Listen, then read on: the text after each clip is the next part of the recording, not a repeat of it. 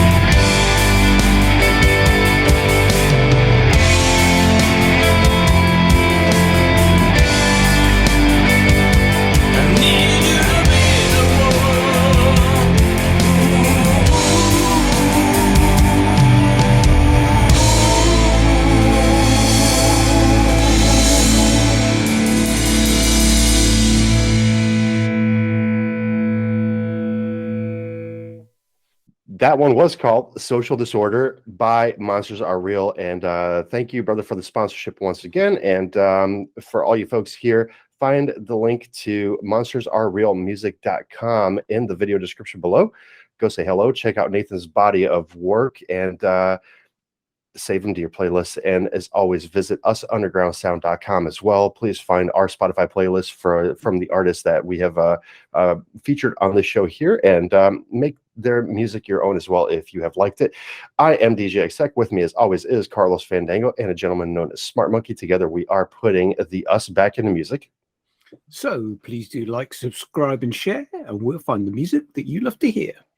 And don't forget to click on the little bell so that you get all the notifications of whenever Tom uploads an Underground Sound video. That is absolutely correct. And let's see. Today in music history, I kind of like this little fact here. Today in music history, Carlos Santana actually won 8 Grammys for his album Supernatural. So congrats to Carlos Santana. Carlos Santana always making great music, I think, throughout the years. Carlos Santana is an old fella at this point, isn't he? I would think so, yeah. I mean, they've been making music. Santana were making music certainly late 60s when they started releasing the albums, 1969, 70. And they're great albums when you got the first album and then Abraxas, and actually they're Caravanserai. I love that album. So really good stuff. I love particularly the early stuff, though. It's really good. That it is. Also, we have much love for all of our fans here. And a few days ago, a gentleman known as Eddie Nolan, whose song "War" we had featured on the show here, had made a nice little clip on Instagram, and we would like to share that with you real quick. Take a quick look and take a quick listen to Eddie Nolan. This track, I absolutely loved. I love this track. The fact that this was kind of like, let's say, like either a George Michael, mature, kind of like, let's say, Justin Timberlake. I think actually it's quite a memorable chorus. Certainly something that's radio friendly that could be played on the radio. And I think it's absolutely fantastic. I think that this could be played at raves. I think that this should be on the radio. I think that this should be commercialized on some kind of like sexy vampire scene in a movie or a TV show or whatever the case. Listen, George Michael is sexy. Justin Timberlake is sexy. That is a sexy track right there. So go check out that one. And I got.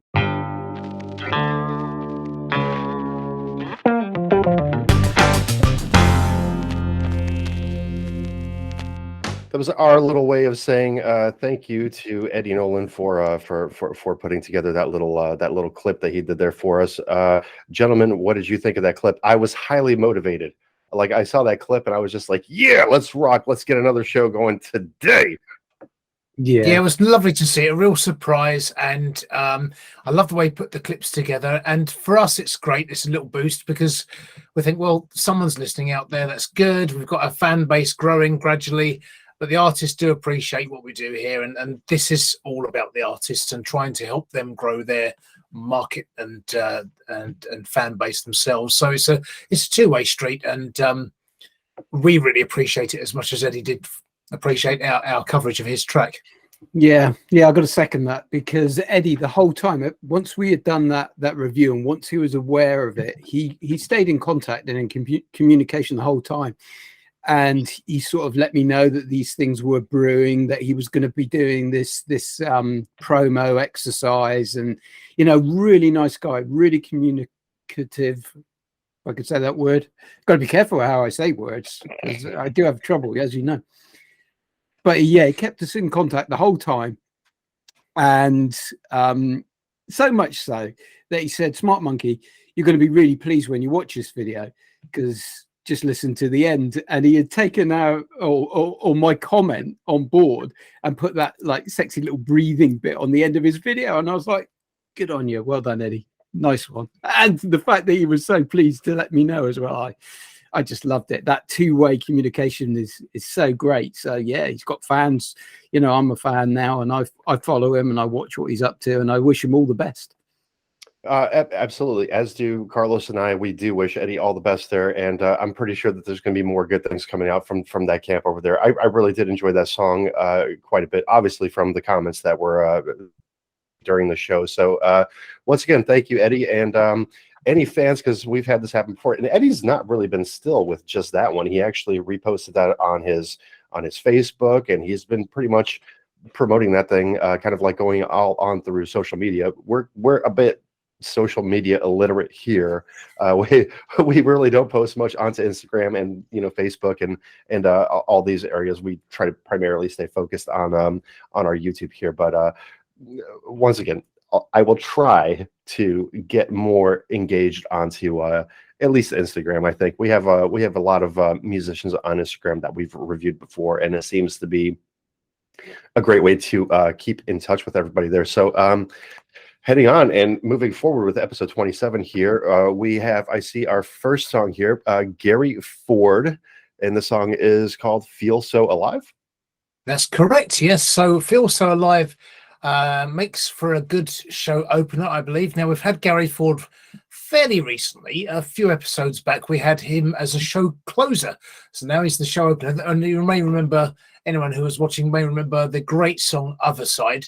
And this is a sort of more 3.5 minute rock number, more straight down the line rock type thing. But I think anybody who liked the other song is likely to like this one too. All right, I do remember Garry Ford. The name sounded familiar. I didn't quite catch on when you said Supernatural. That was the show closer for episode 24, I believe. Other Side, yeah. Yeah, the other side. And so let's hear this one. This is Garry Ford with Feel So Alive. Let's check it out.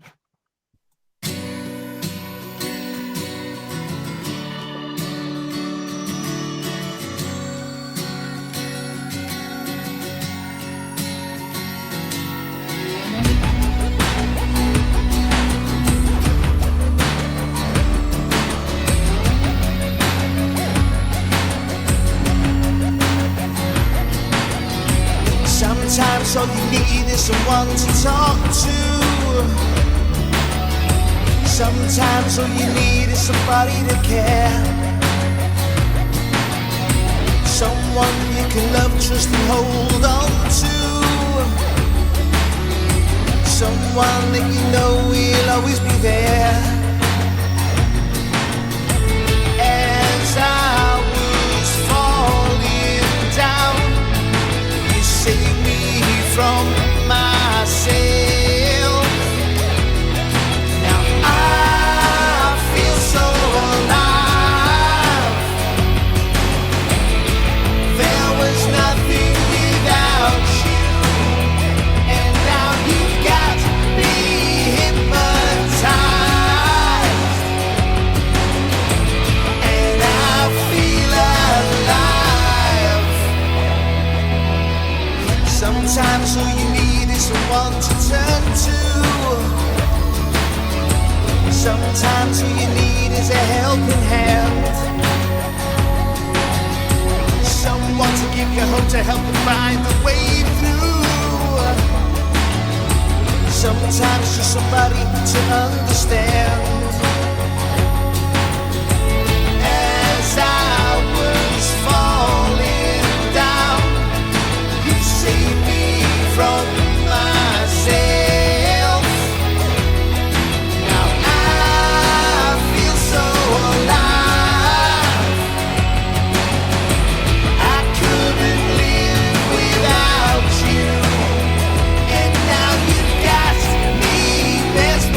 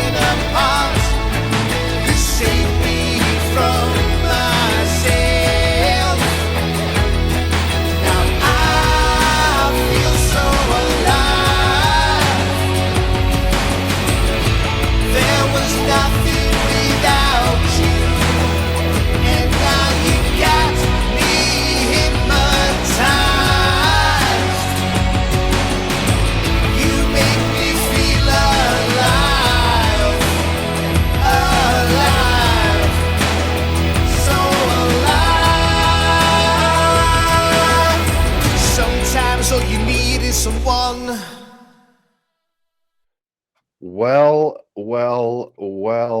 I have to say, what a great show opener. Smart Monkey, take it away, sir. Yeah, exactly. So we've heard Garry before, and when we heard his last track, it was Other Side, and it made it to the top of my my selection list. It was one of my top picks of the show before. So when I heard that Garry was back on our next show, or on this show, should I say, I was I was quite excited, to be honest, and I have to be honest, it hasn't disappointed at all. There is a solid theme going in his music, and it has a solid feel, and it's really, really good, and to me very radio friendly, as we've I think said before. So the last time I said on Other Side, it was the ELO that I was getting from it, but this time around I'm getting a bit of Phil Collins and Peter Gabriel on this. There's just something about that vibe of song that this time round that's coming through, but very much a sort of Genesis feel throughout the whole track. Again, it's sort of got that retro vibe to it. Well crafted, the guitars are so beautiful, again going through, and I think he's got like a gated reverb on his drums, which are giving it that retro feel as well. I really like this track, and it's brilliant opener. If I had one grumble, and it's tiny, is I didn't like the ending, but that's a tiny complaint. It's a solid track, just going on another what to me is sounding like a great piece of work coming from Garry in general. So we talked before about albums. I'm looking forward to hearing his album. Yeah, and I'll tell you, if there's any grumble, as you had said, that I have as well, it would be the fact that it was that ending, right? Because I think that having a nice guitar kind of like melody fade out, I think would have worked nicely to that song, unless there's more planned for the album. Carlos Fandango, your thoughts? Yeah, interesting. That's the one thing. That's my only quibble with the song as well. Is this? I've put odd end because it caught me by surprise when I first heard it, and that could be a good thing or it could be a bad thing. But it's just I'm not quite sure it's the best thing for the song. So I think I'd agree with Tom. That one's almost entirely got this fade out stamped all over it. So I think I'd like to hear a fade out solo or something. It sounds like it should fade out in the chorus. It's a strong chorus. It's an anthemic chorus, which leads me to say that actually I think it could have good commercial use. So for TV adverts or a corporate positivity training type thing, it's got anthemic commercial use written all over it. So I like that. Certainly you could see it as a car advert or something, somebody driving out over the weekend. I feel so alive, just perfect for it. So again, solid vocals like last time. Nice close harmony, backing vocals, guitar effect at the start, which makes, because at first there's a sort of synth sort of sound in there, but then you think, oh no, there's a guitar doing all the sort of strange sounds and it's just scraping up and down the guitar. Those kind of things take a long while to do, because I did that in one of my songs. If you add those in rhythmically and have them through the songs, yes, you can cut and paste and all that kind of thing, but it wasn't on a sort of just a repeat. So I think he'd taken time laboriously to add that in there. The big drum sound is definitely there. The gated drums, you've got that sort of Phil Collins sort of sound of drums, really. I was trying to place, because it's a sort of a bit of 90s and noughties, but more 80s. It's definitely a retro sound, and I think the Phil Collins Genesis and Peter Gabriel a call on that one that Rob made is pretty accurate. Although I was thinking, is it Oasis? No. Then I'm thinking more John Farnham, You're the Voice, because I heard that on the radio the other day, and I thought, God, that's got a little bit of that sound, definitely that 80s sound. So I really like it. It's a strong song. It's good again. So definitely got more to look forward to from Garry. Absolutely. To your point, is this being commercial here?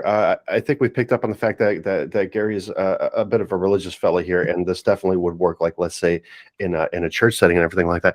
I had no idea that that was what you were talking about right there was kind of like going up and down the guitar and using that as an effect. What I thought is I thought it sounded like a really cool, like kind of like, let's say, background, like kind of like scratch, like from, you know, the Beastie Boys, like a record scratch sounded like that. But in either case, that's one thing that kind of like hit my ears and caught my attention, like kind of like right off the bat. So I really like that. I was trying to think, and you know, I'm scatterbrained a little bit today, but I was trying to think because it reminded me kind of in the beginning, at least, right, of a bit of a Michael Jackson song, and I can't remember which song I was actually thinking about, but yeah, I think to your point, to both of your points here, is that the song is very commercially viable. Garry does great work. The song was a completely pro production all the way through. Garry's vocals were great. The guitar was great. The drums were fantastic. You know, you had the bass, you had the high end, you could hear the hats, you could hear everything. So all in all, just a really, really great production. So great job, Garry. Before I say nicely jobbed again or something like that, great job, Garry. Goodly done, goodly done. Goodly done, sir. Yes.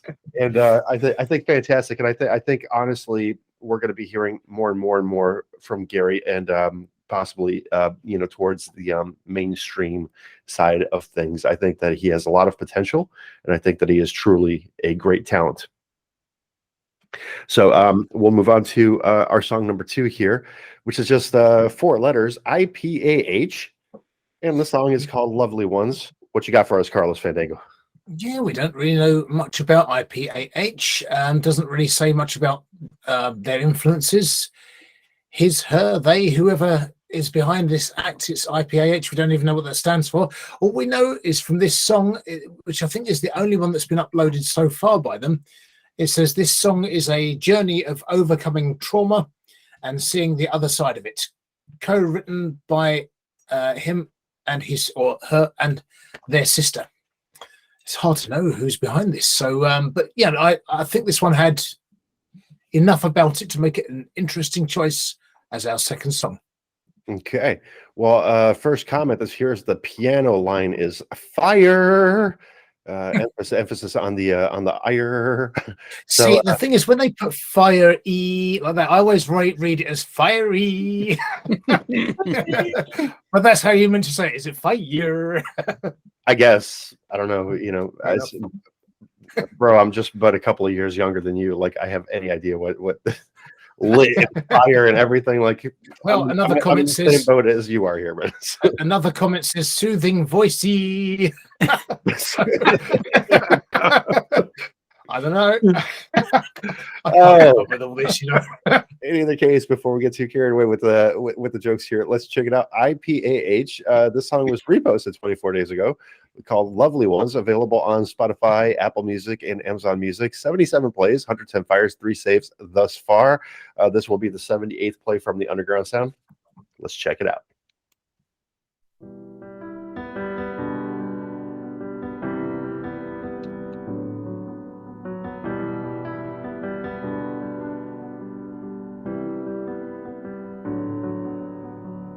Turn a dream into our lives. It's always on my mind.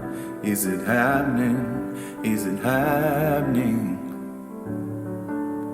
Love, a mystery on its own, tells us all the time we're not in the right. We were the lucky ones, we were the lovely ones, you and I. We were the only ones, we were the only ones to sing this rhyme. We were not okay, you and I. We were the lovely ones. I wanna get back to the light, where everything will be alright, where the storms will end and I can begin again. We were the lucky ones, we were the lovely ones, you and I. We were the only ones, we were the only ones to sing this rhyme. We were not okay, we were not okay, you and I. We were the lovely ones.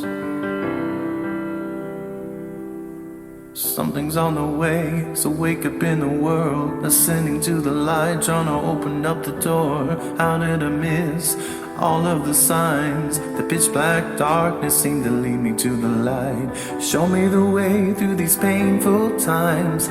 Life is a riddle, not a rhyme. We are the lucky ones, we are the lovely ones, you and I. We are the only ones, we are the only ones to sing this rhyme. We can be okay, we can be okay, you and I. The storms will pass, set free at last, you and I. We are the lonely ones.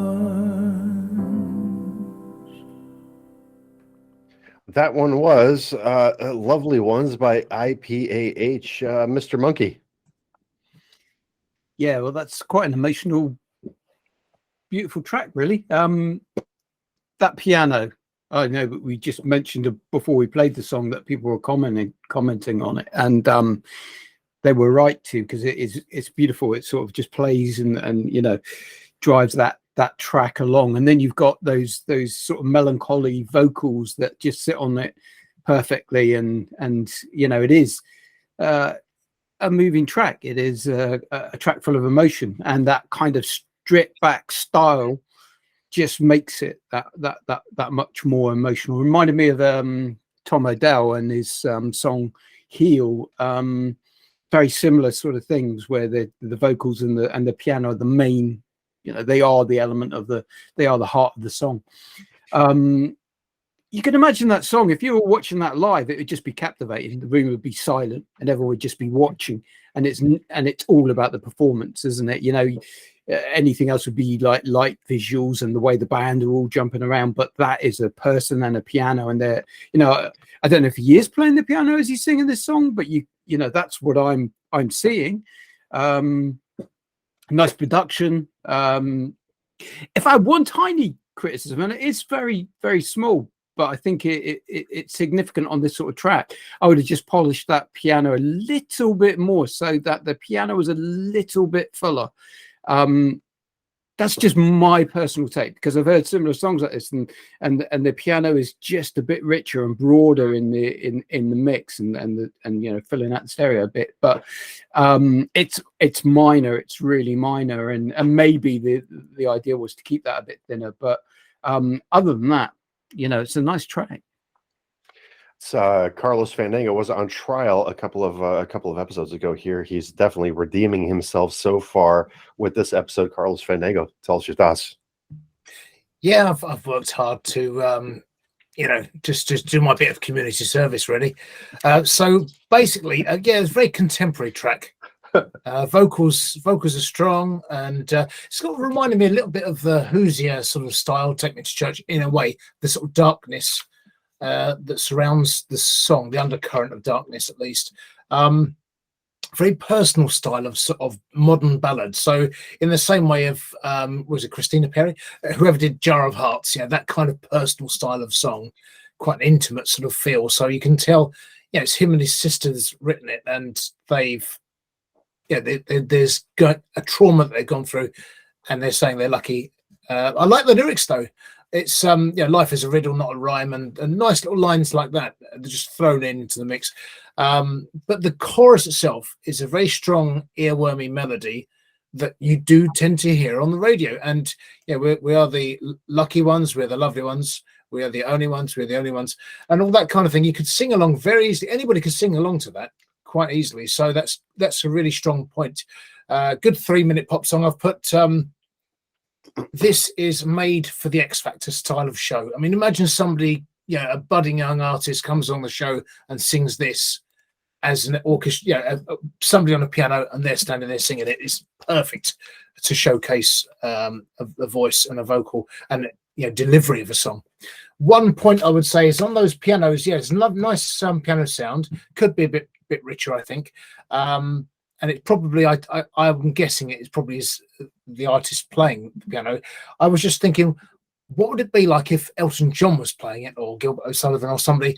And could you imagine Elton John singing that one? Well, yeah, he could. And he'd probably put in a few flurries and embellishments. So I think that could be something worth doing as well. Although, because a lot of these modern songs they're either got a very sort of plonky. This was a nice movement on the piano, although it could even have more.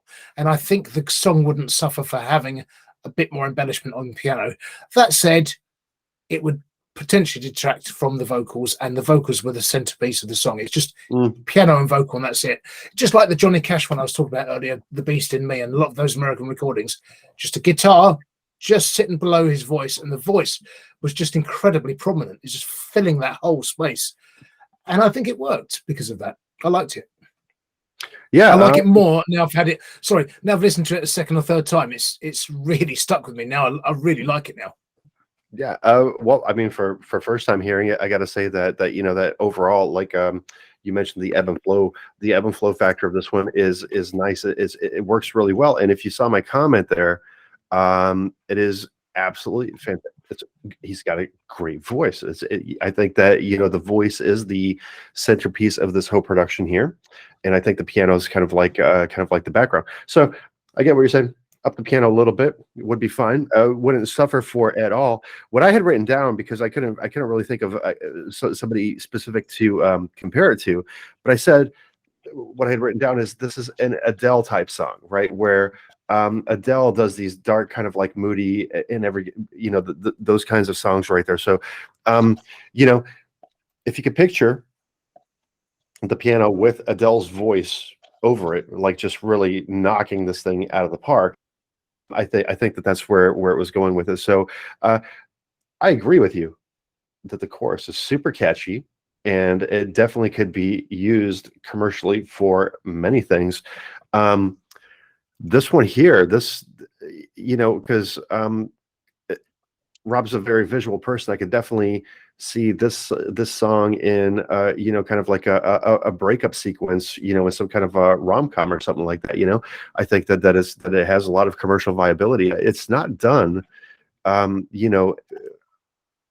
wrong at all. I think it's nicely put together, and I think great job going there.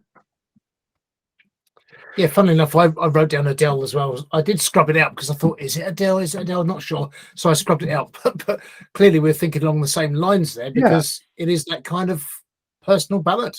Yeah, if you think of like through the fire and the rain, I don't know if that was the name of the song, but I feel fire through the rain, then that really kind of like that song kind of like jumped up at me right there from Adele. So what you were talking about with the moodiness being there in the song, I could definitely listen. Period, point blank. It's a pro production. Adele could sing over this; it'd be fantastic. And then the song's done very well. So good job on that one. And now we move on to the Purple Ball of Destiny. Here it is, straight in there. Swish it round. Absolutely. Get it back in. Yeah. Right. Who's calling it? Who's calling it? Oh, we'll let Rob call it. So. Oh, right. Okay. There's a whole bunch of them. This is exciting. This is more excitement than you can bear. I know that one right there. That one. That's the one. That's the one. What have we got here? Okay. I don't know if we've had this before. We may have done once before. And this could bring up absolutely anything. But I've got a feeling I know what it's going to bring up. Yep. I've got a feeling I know what it's going to bring up as well. So yeah, suspect it might be rap or hip hop. The bowl does like to bring up a few rap hip hop ones every now and then. That Smart Monkey dude sometimes goes in that category. Okay. Oh no, we had that one last week. What's the difference between a mouldy lettuce and a dismal song? One's bad salad and the other's a sad ballad. Oh, how about that? That's just after a sad ballad. What do you get if you cross a hamburger with a Scotsman? A Big Mac.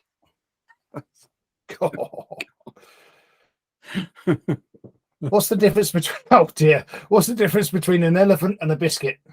Have you ever tried dunking an elephant in your tea? This is your Tom O'Connor These are joke book, Ken, awful. isn't it? But they are the world's worst jokes, so it is to be expected, I suppose. Two sausages are in a frying pan. One says to the other, "Core, it's hot in here." The other one says, "Blimey, a talking sausage." That's so bad. I'm so sorry. I can't apologise enough for those ones.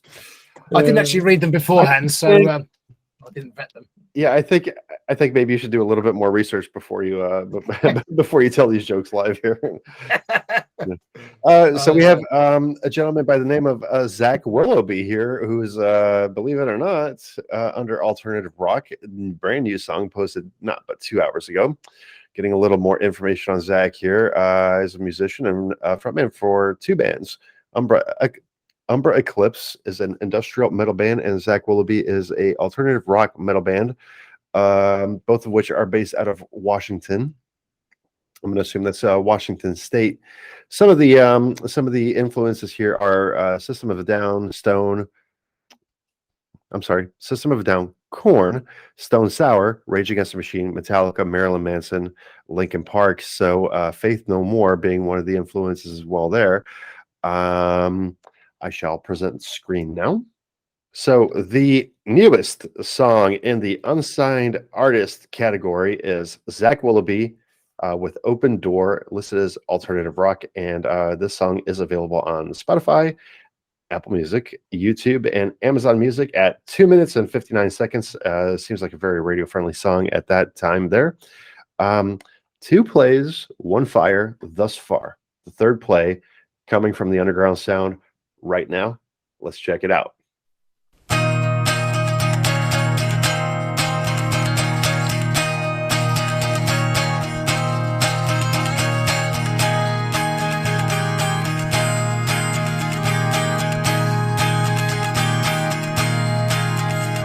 It pains me looking through that open door.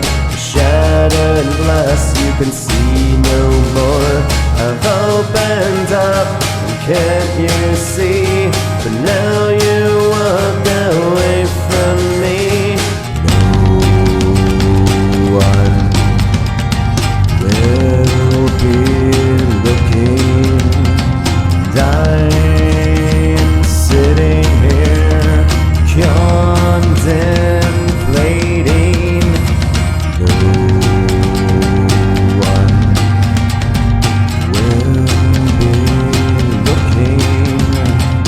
I'm sitting here contemplating. It pains me looking through that open door. Shattered glass, you can see no more. I've opened up, can't you see? But now you walk away from me. Pains me looking through that open door. Shattered glass, you can see no more. I've opened up, can't you see? But now you walk away from me.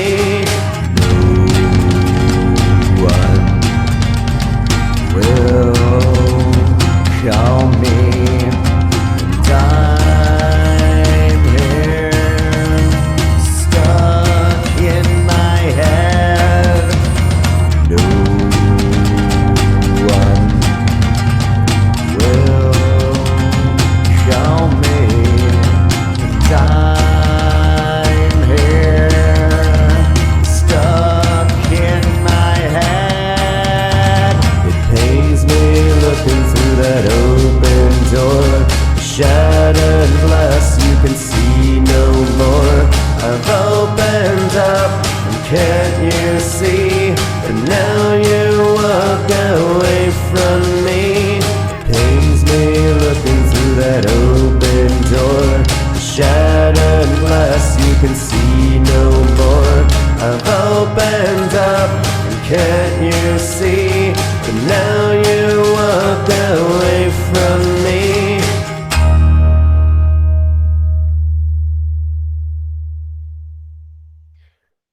Zach Willoughby right there with Open Door. Carlos Fandango, let's hear your thoughts first. Mixed thoughts on this one.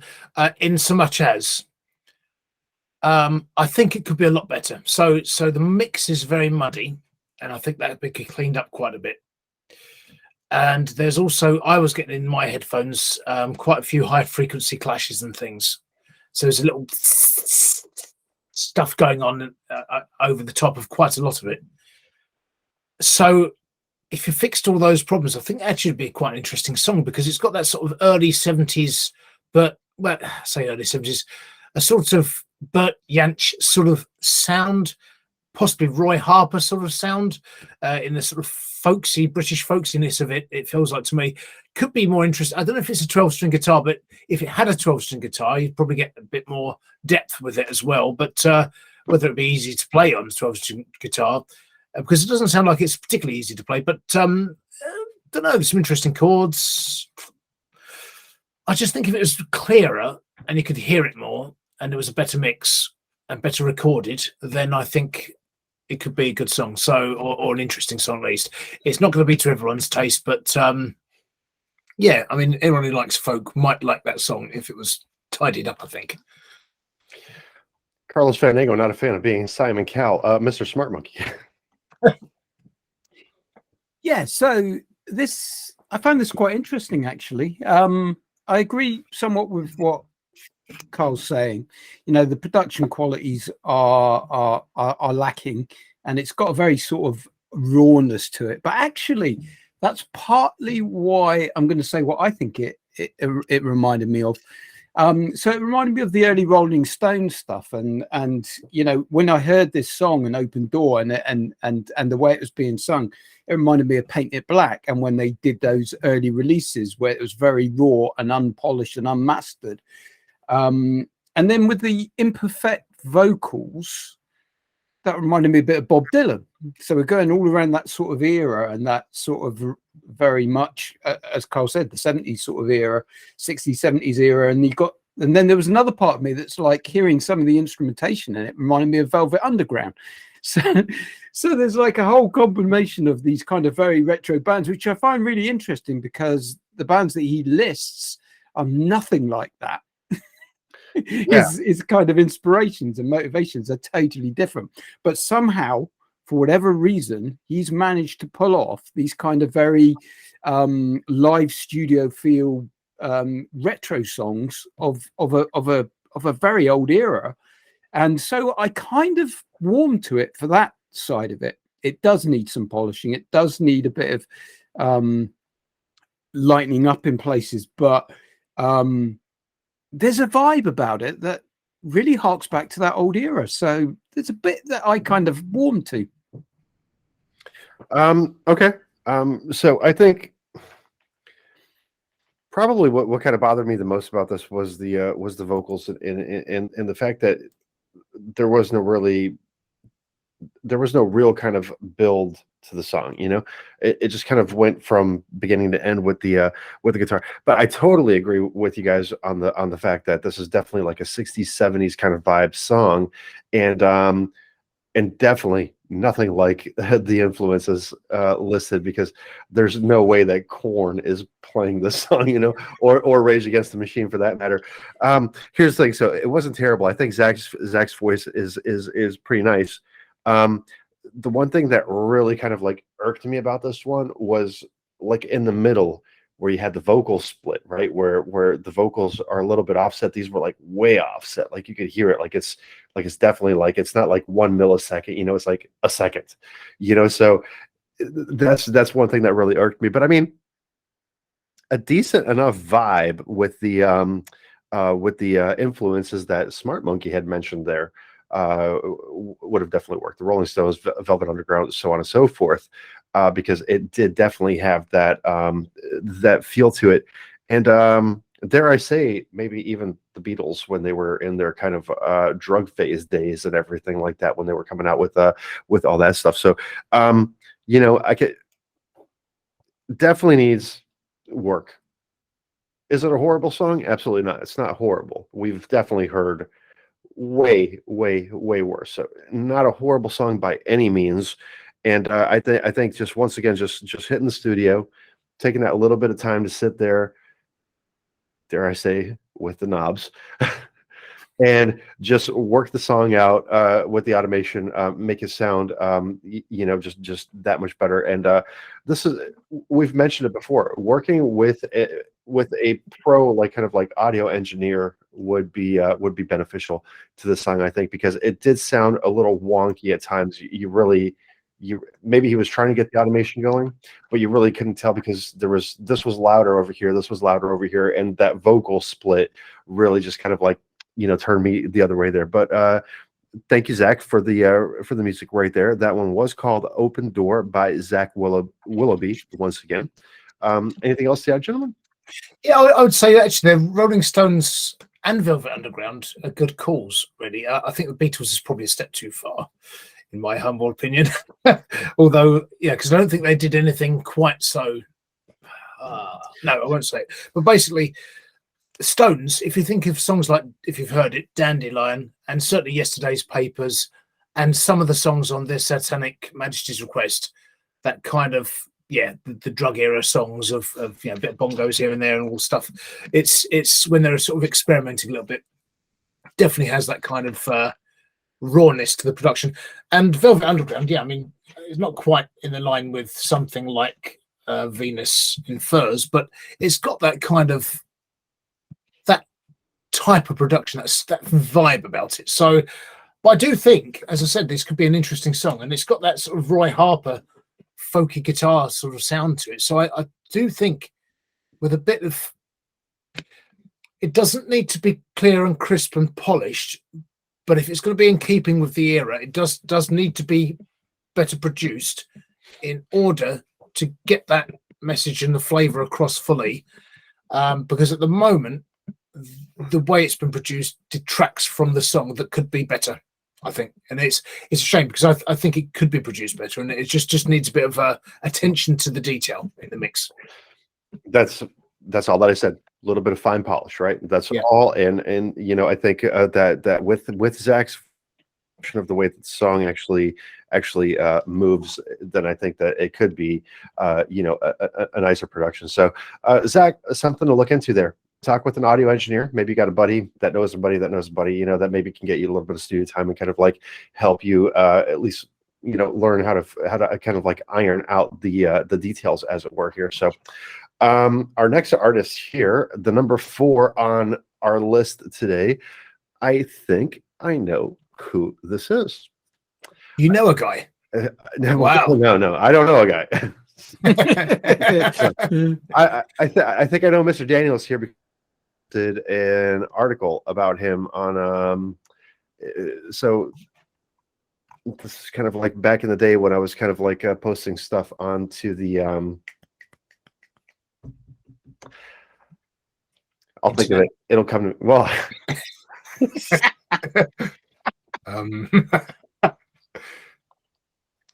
mailbox. MySpace, Indie, OnlyFans. Shall I read out? No, go ahead. Actually, I'll let you finish. Go ahead. You may exactly know who this is, because they're actually in Tampa, Florida as well. So Q Daniels is from Tampa, Florida, married with a daughter, and I love all music. I call myself a hybrid because I create what I feel in my heart, but I love singing for Christ the most.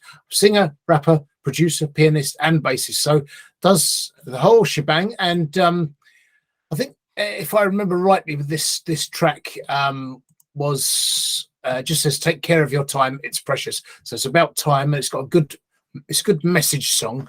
But there's something I don't normally like sort of the modern R&B, but again, this one sort of leapt out as, oh, that's quite interesting. I quite like that one. And it's had 11 saves and 263 fire.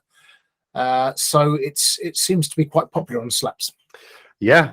Well, so if this is who I think it is, then definitely look at this. 243 plays, 263 fires, 11 saves in just the last 17 days, which are not bad stats on slaps at all. So is there a bit of history here? Are we talking about a bit of beef between the two of you, or another court case pending? No, there's no beef. Just somebody you know. No. Oh, all right. Okay. IndiePulseMusic.com was where I posted the article. I believe that he is with MTS Management, if I'm not mistaken.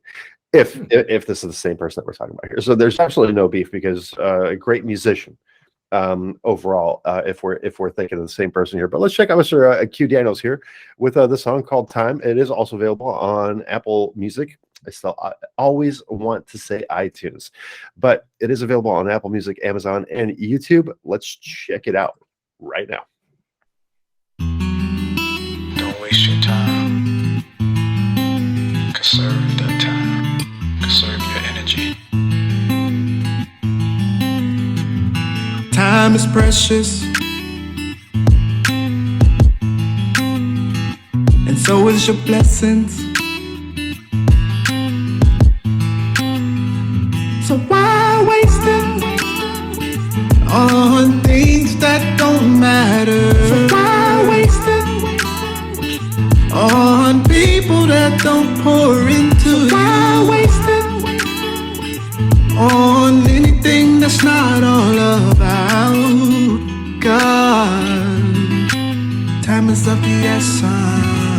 Take care of your time. There's nothing wrong with caring for yourself. Take care of your time. You gotta watch who you spend your time with. Take care of your time.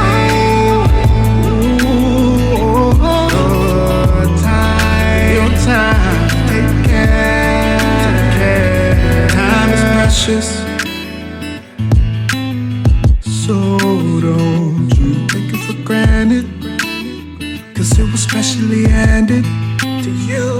So why waste it on things that don't matter? So why waste it on people that don't pour into you? Why waste it on anything that's not all about God? Time is of the essence. Take care of your time. There's nothing wrong with caring for yourself. Take care of your time. You gotta watch who you spend your time with. Take care of your time.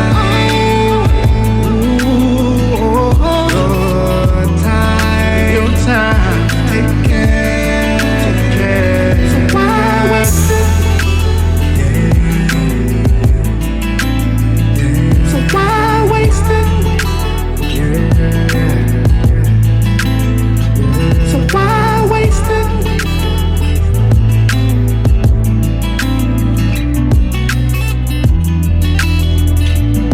Take care. Why waste your time? Why waste your time? Your time. Interested to hear the comments that will be going on here. Mr. Smart Monkey, take it away. Yeah, okay, so nice soulful R&B track. Impressive vocals. His vocal range is really good. So he's hitting those high notes, those low notes, and he's able to sort of scale up and down on that really easily. And basically when you listen to the track generally, all it is this kind of guitar riff and hip hop beat just repeating itself effectively. But because he's able to take those vocal ranges, he's able to make this variety throughout this track. This track evolves and moves, even though basically it's just this almost like this cut and paste undertone to it. Then we've got like the reverb and the delays and the vocal harmonies kicking in to give it even more of that variation variety. And he's using them really well. So this track does evolve, and it, even though it's very simplistic in its form, well, I say that it isn't, probably because of all that layering and all those effects. They take a bit of time to do, but you know, as its basic undertone is repeating itself over again, he managed to do a good job of making this track drive along and not become too repetitive, because I've got a big thing about repetitive tracks these days, and this one manages to balance it well. So yeah, it's not normally my kind of music, but you know, it's a good track and you know, enjoyable. So yeah. Mr. Fandango, tell me your thoughts. Yeah, I wholly agree. I mean, it's a song that yeah, it does develop, but it's not got like an ebb and flow, but it's all about the flow and the vibe of the song, as well as the message, of course. You know, it's a positive, really positive message song and strong message song about not wasting your time. Now, of course, he's married with a child, and it's an odd thing because it puts things into perspective when you have children and you don't want to waste your time, although the first 20 years goes in a flash, and so time just passes very quickly, and then suddenly you're 50 plus years old. But basically, yeah, he's a really good voice, good falsetto, really good strong falsetto. And actually, mentioning about the way the song sort of just sort of drifts along in the same sort of way that a lot of the mid to late 70s Marvin Gaye stuff, it sort of drifts in that sort of slightly jazzy style, but it's his voice that carries the song entirely, you know. So but the Why Waste It, the high falsetto, why wasted, it's higher than that, is very much an earworm. So that's a good radio friendly sort of earworm. Considering it's not my normal type of music, I really like it. Oh, and the guitar, it reminded me a little bit of Madonna's Don't Tell Me, with that sort of guitar where it's the riff parts of it cut off. So it's not sort of played live as far as I can know, but it's just recorded and then repeated. So in that same way that Don't Tell Me was done, but I liked it. Yeah, I had a good feel about it. So yeah, not too unhappy about that at all. Considering I don't like that music or don't take to that music as much. I love soul music, you know, the 60s, 70s, 50s, 60s, 70s, and not particularly R&B, but that one did seem to sort of connect with me, and I think it's the message and his voice. Agreed. Where do I start with this one? So I like the flow of it. We don't nearly have enough hip hop, R&B, rap on this show, and it's for good reason. Believe me, it is for good reason. It's not that Carl is against that music. It's just a lot of the songs out there, if you take into account that 60,000 songs per hour are thrown up on the internet, then you have to think that at least 1% of those are just absolute horrible, right? So it's not that Carl has anything against hip hop or R&B or anything like that. It is just the fact that, you know, it's really difficult to, you know, kind of like sift through all this stuff before you find a good song, which Carl has done. And I like this song because this definitely reminds me of the old school 90s R&B, like something like Sade. You know, it's really smooth. It's really silky, right? I don't want to mention too many people because there's a lot of R&B artists, unfortunately, that are in the news that are getting locked up for a whole bunch of, you know, more than questionable things. So I'm just gonna say this: the song progressed nicely. I liked the kind of guitar, even though it kind of like sounded like it was looped throughout the song. I did enjoy it, but my man's voice there was definitely the centerpiece and the main focal point of that song, because he definitely, as Carl mentioned, had that little bit of a falsetto, but he hit those notes and he did it. He did it all right. So I think that not really too much polish needed on that mix at all. I think that the production quality was great.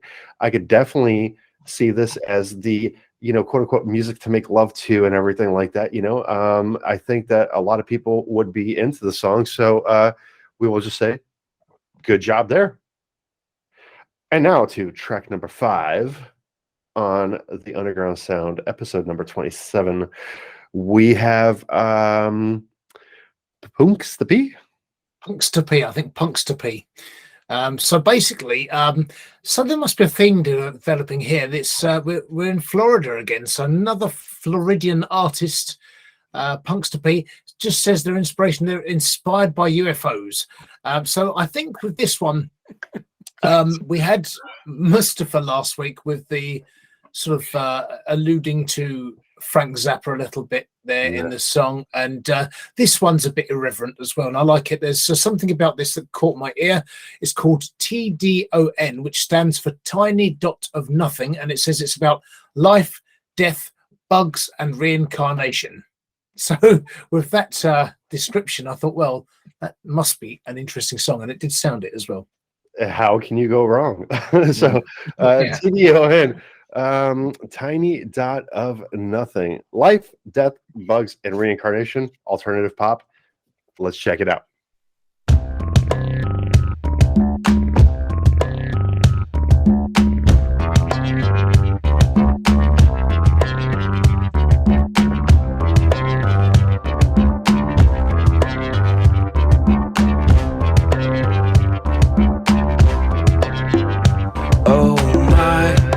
Followed by a fly. Hope it don't get near my food, or the fly's gonna die. The fly only lives for days. Why is it up to me to put it in the grave? Forever is a song, only sung by God. When do I feel like one? Deal with karma soon, but if the fly gets near my food, that fly's gonna die. Send them back to kingdom come, back before they were born, back before they could bother and annoy me no more. I don't know where I come from, but I know I'll be born when I'm gone. Just like them, I will just show up.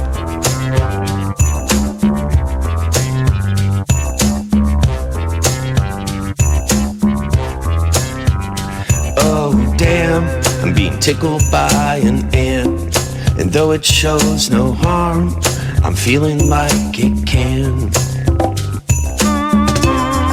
It doesn't live for long. Why do I feel the need to give the guy a squeeze? I swear I become Zeus whenever I can choose the fate of another being. Turns me into God, and no one will interject if I put the ant to death. Send them back to kingdom come, back before they were born, back before they could bother and annoy me no more. I don't know where I come from, but I know I'll be born when I'm gone. Just like them, I will just show up. Tiny dot of nothing, tiny dot of nothing, tiny dot of nothing, tiny dot of nothing, tiny dot of nothing, tiny dot of nothing, tiny dot of nothing, tiny dot of nothing. Send them back to kingdom come, back before they were born, back before they could bother and annoy me no more. I don't know where I come from, but I know I'll be born when I'm gone. Just like them, I will just show up. I have to tell you, I am pleasantly surprised, Mr. Monkey. Well, what can I say, Carl? I love you. I do. I mean, this track, when I played this one, I just fell in love with it. I'm gonna get massive Cake and Flaming Lips vibes. It's a very quirky song in its construction, and these songs are rare. You know, you don't hear them very often, but when they land on your ears, that I just love them. You know, the lyrics, they're just brilliant. They are brilliant. They're goofy, surreal, and yet they have a poignancy about them. They're just brilliant. And the quirky sounds that are there to bring that kind of weirdness to it all, just brings this element to this whole song that just makes it unique and clever. And yeah, like I say, rare. These songs are rare, and they're rare to be able to pull them off as well. So it's up there as one of my contenders for the song of the week. So I loved it. As it's up there as a contender for the song. And Carlos Fandango, you don't have to explain. You don't have to explain yourself. Just give your thoughts here. Yeah, well, I'm pleased you like it, because I liked it and I thought it was quirky. I was playing it a couple of times. I thought, well, that sounds quite interesting. Oh, that's quite fun. Oh, those lyrics are good. And Susie came in and said, what's that? Yeah, I'm on to something here. So basically, yes, it's sort of very sort of home production sound, like the boy like. There's a band called the Boy Least Likely To. They did a great song called "Be Gentle with Me," and but I think you're right with the Cake and Flaming Lips. It's more that kind of thing with the retro synths and splodgy little synth sounds and things, and which actually match the sort of splodging theme of splodging the little fly. And but I mean, anyone comes near my food and I get very protective, so I know exactly where he's coming from, particularly in summertime when wasps come around. But the lyrics are great. I swear I become Zeus when, all that kind of thing. And it's all about. So it's quite philosophical, really. It's fun, but philosophical, because it's about, we all have that ability to play God with little insects, but should we? And, will we get payback for it one day? And, will karma catch up with us? But yeah, I've written down a bit of quirky fun and an oddity of a song, and that's why I really like it. Yeah. If you remember the Flowbots were kind of like Cake, but they were just a little bit more political. I think that that vocally, he sounds like the lead singer from the Flowbots, and I'll think of the name, obviously, when I'm on break or something like that, for sure. Definitely, I wrote down, like, if Cake went to the desert and they dropped shrooms, right? Then this is probably the song that they would come up with here, because I got to tell you, because lyrics, if they're coherent, right? If they make sense, if there's a story behind what you're talking about, then you could hook someone just in from that. So I wasn't even really paying attention too much to the melody or anything like that. I was really focused on the story. This is what I wanted to hear. I wanted to hear that story. So I think brilliant job of putting this story together with the fly and the ant. And I mean, for crying out loud, we're talking about two little insects here, completely insignificant, right, in daily life, but yet there is this big dramatic event that's happening around these two insects. And so once again, it was quirky, very surprised. I don't think that it's really lacking much, because if we're going to stick with a Frank Zappa kind of production, then I mean, we're there. And with this subtle kind of like Cake and Flowbots, like kind of like undertone to it, I think that this song is a strong contender, not just for song of the night, but possibly even one of the better songs of 2023. But hey, we have a lot of 2023 left, right? So we have a lot more music to listen to. We will be starting, March 2023, very, very, very shortly here, just within a few days. So yeah, so I'm very pleased with the first half of the show, gentlemen. Very nice. I think just to wrap the comments up on that one, I think also it's a good case in point for songwriters. You can take inspiration from anything. So, you're sitting there, a fly lands on your food, that's your inspiration for the whole song. So, and it's that's the story. That's the start of the story. And this is the key with great comedians and observational comedians and songwriters and writers. They'll observe what's going on around them and things that happen to them, and just write about it. And this is the wonderful thing. But I think and again, the fly isn't, well, I should say insignificant, but I should say insignificant, and insignificant. But there's the old adage, of course. I'll be African right adage. here. There's the old African adage, which was, if you think you're too small to make a difference, try spending a night in a tent with a mosquito. So this is, the fly isn't. It's interesting because it's about how he can play God and just squash this fly if he so chooses. And yet the fly is so important that his whole focus of the song is on this fly. It's an obsession almost. So, and it could be one of those flies that just, you can't get it and it keeps coming back, and it obsesses you for days on end. So we've all had those flies, in the summertime coming in the window and bothering us. So it's a great song that anyone can relate to. And great inspiration. Wonderful.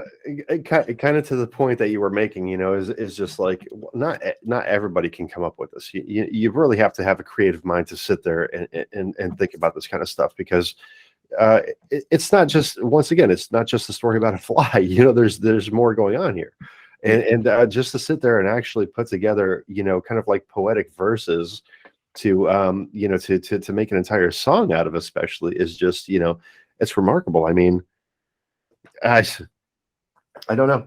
I love it. It's goofy, it's surreal, and yet it has a deep meaning, and it's really quite clever. I think it's really clever. And it's kind of funny, I should say, not kind of funky, but kind of funny, I should say, because when I went on Punxta P's profile and I saw the profile picture, it looks like some kind of skater with the shirt off, hair growing on his chest, like in a almost empty pool, just like kind of like just water on the very, very bottom of it.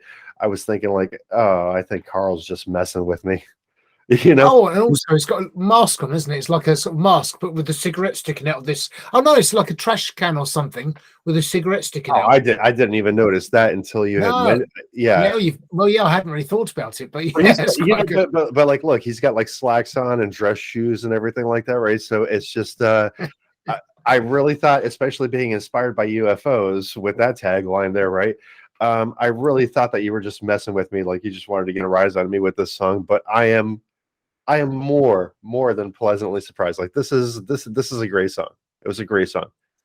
I'm going to I obviously followed, so I'm going to check out more of the songs later on here, and I don't think that the songs will disappoint. If they're anything like what we just heard, then I think we'll be in for a more pleasant treat there. So by all means, folks, once again, head down into the video description below if you like that song or any of the previous songs there. Find those artists, find our show sponsor, Nathan Brashear of Monsters Are Real there. Go show some love, seriously. Because once again, a song that you're not going to hear on the radio that really has just captivated our minds at this point, because the writing of it was just so clever that even the music had faded away. So this is what the underground sound is all about, is just finding this new talent and promoting them so that way they can garner some exposure. And we are always glad to help on that end. So myself, Mr. Smart Monkey, and Carlos Fandango are going to head on to our 5-10 minute break here, but it will be, of course, absolutely seamless for you. Watch the pen here. Welcome back to the second half of the Underground Sound, folks. We're having a lot of fun here on our break. I am DJ Exact. With me, as always, Carlos Fandango and a gentleman known as Smart Monkey. Together, we are putting the us back into music. So please do like, subscribe, and share, and we'll find the music that you like to hear. And don't forget to click on the little bell, which I'm sure Tom will put up here somewhere, which means that you won't miss any of our videos as and when he uploads them. So don't miss any of the exciting new music that we've got for you. Oh, absolutely. And if you've been paying attention in the first half was a pretty kick-ass first half worth of music right there. So I'm hoping that we're going to continue that trend. And Carl, what do we have going on for song number 6? Right. Okay. Song number 6. So there's no messages. Oh. Oh, we've got no messages this week. Oh, that's a shame. We'd have some, or have you? Have we had any messages? I'm just curious before we get into track 6. Oh, wait a second. Yeah, check your emails. Yeah. You think you might have one?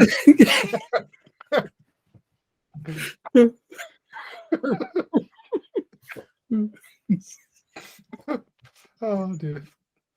We were so good last week as well. Ooh. It was slick.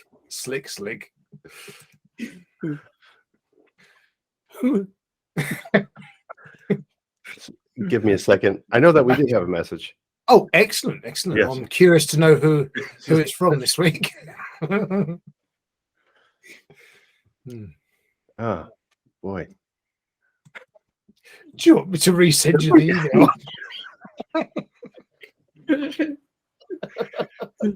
No, I got it. Uh, Okay, so welcome back to the second half of the Underground Sound, blah, blah, blah. So we got all that out of the way. And our special message for this week, who has their microphone on? That's weird. There's a weird echo thing. Yep. I wonder if that's could be my side. Try again. Who has, yep, it was you. Okay. Oopsie. Yep, glad we figured that out.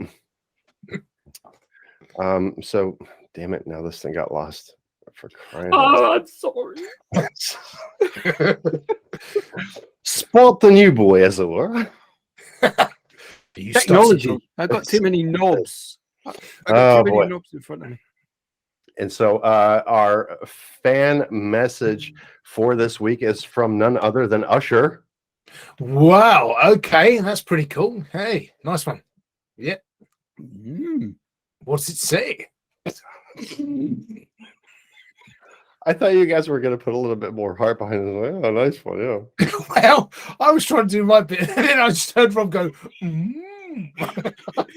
It's definitely getting more camp. What do we have here? Vitamins polishing the goldfish in the background. Ooh. So Usher, that's pretty exciting. Okay, tell us, Tom. What does it say? Yes. So the message reads: success is about dedication. Strivers achieve what strivers believe. Love the show. Keep it going. Please play more R&B. Wow, that's pretty cool. I mean, yeah, That okay. is- We that played is- a bit more R&B tonight. Pretty cool. That's amazing. Pretty cool. Yes, that's an Usher called Heather in a vintage movie theater in Fairbanks, Alaska. She's singing the aisles for 35 years today. Happy work anniversary, Heather. Oh, okay. Not Usher, but an Usher called Heather. Yeah, happy work anniversary, Heather. Did you say Heather? Yes. She's been an usher for 35 years at the vintage movie theater in Fairbanks, Alaska. Correct. Yes, sir. I think I know her.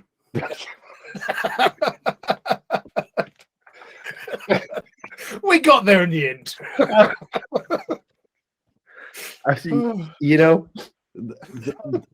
The more and more I think about it, I think Nathan was right, is that we have no future in comedy, man.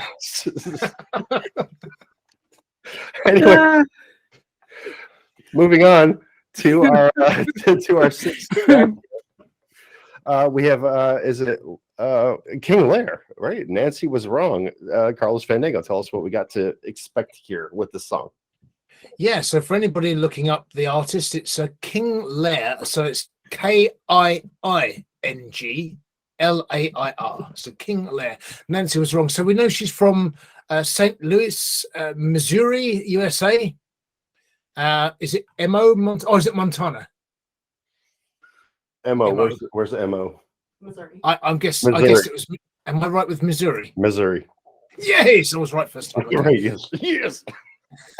And influences include the Cocteau Twins, Heart, the Cranberries, Susie and the Banshees, the Chameleons. And this one is the first, I believe it's the first single that Larry White as Kiing Lair has uploaded. It's called Nancy Was Wrong. So it's my first single releasing this week. Very cool artwork. It looks like vintage 70s style artwork here. So posted 22 days ago, 312 plays, about to be the 313th, 19 saves. Excuse me, 19 saves. Rob, just shut up. Well, at least you didn't. do a burp halfway through a rude word. Okay, yeah, we're definitely getting into the giddy portion of the show here. Okay. So it just made a really funny noise through mine. It was like an accentuated burp. well, I didn't mean to. It just came out. You know, 312 plays, 19 saves, 279 fire with Nancy was wrong by Kiing Lair. It doesn't show that this is available anywhere else, so this may be a Slaps and Underground Sound exclusive, but let's check it out.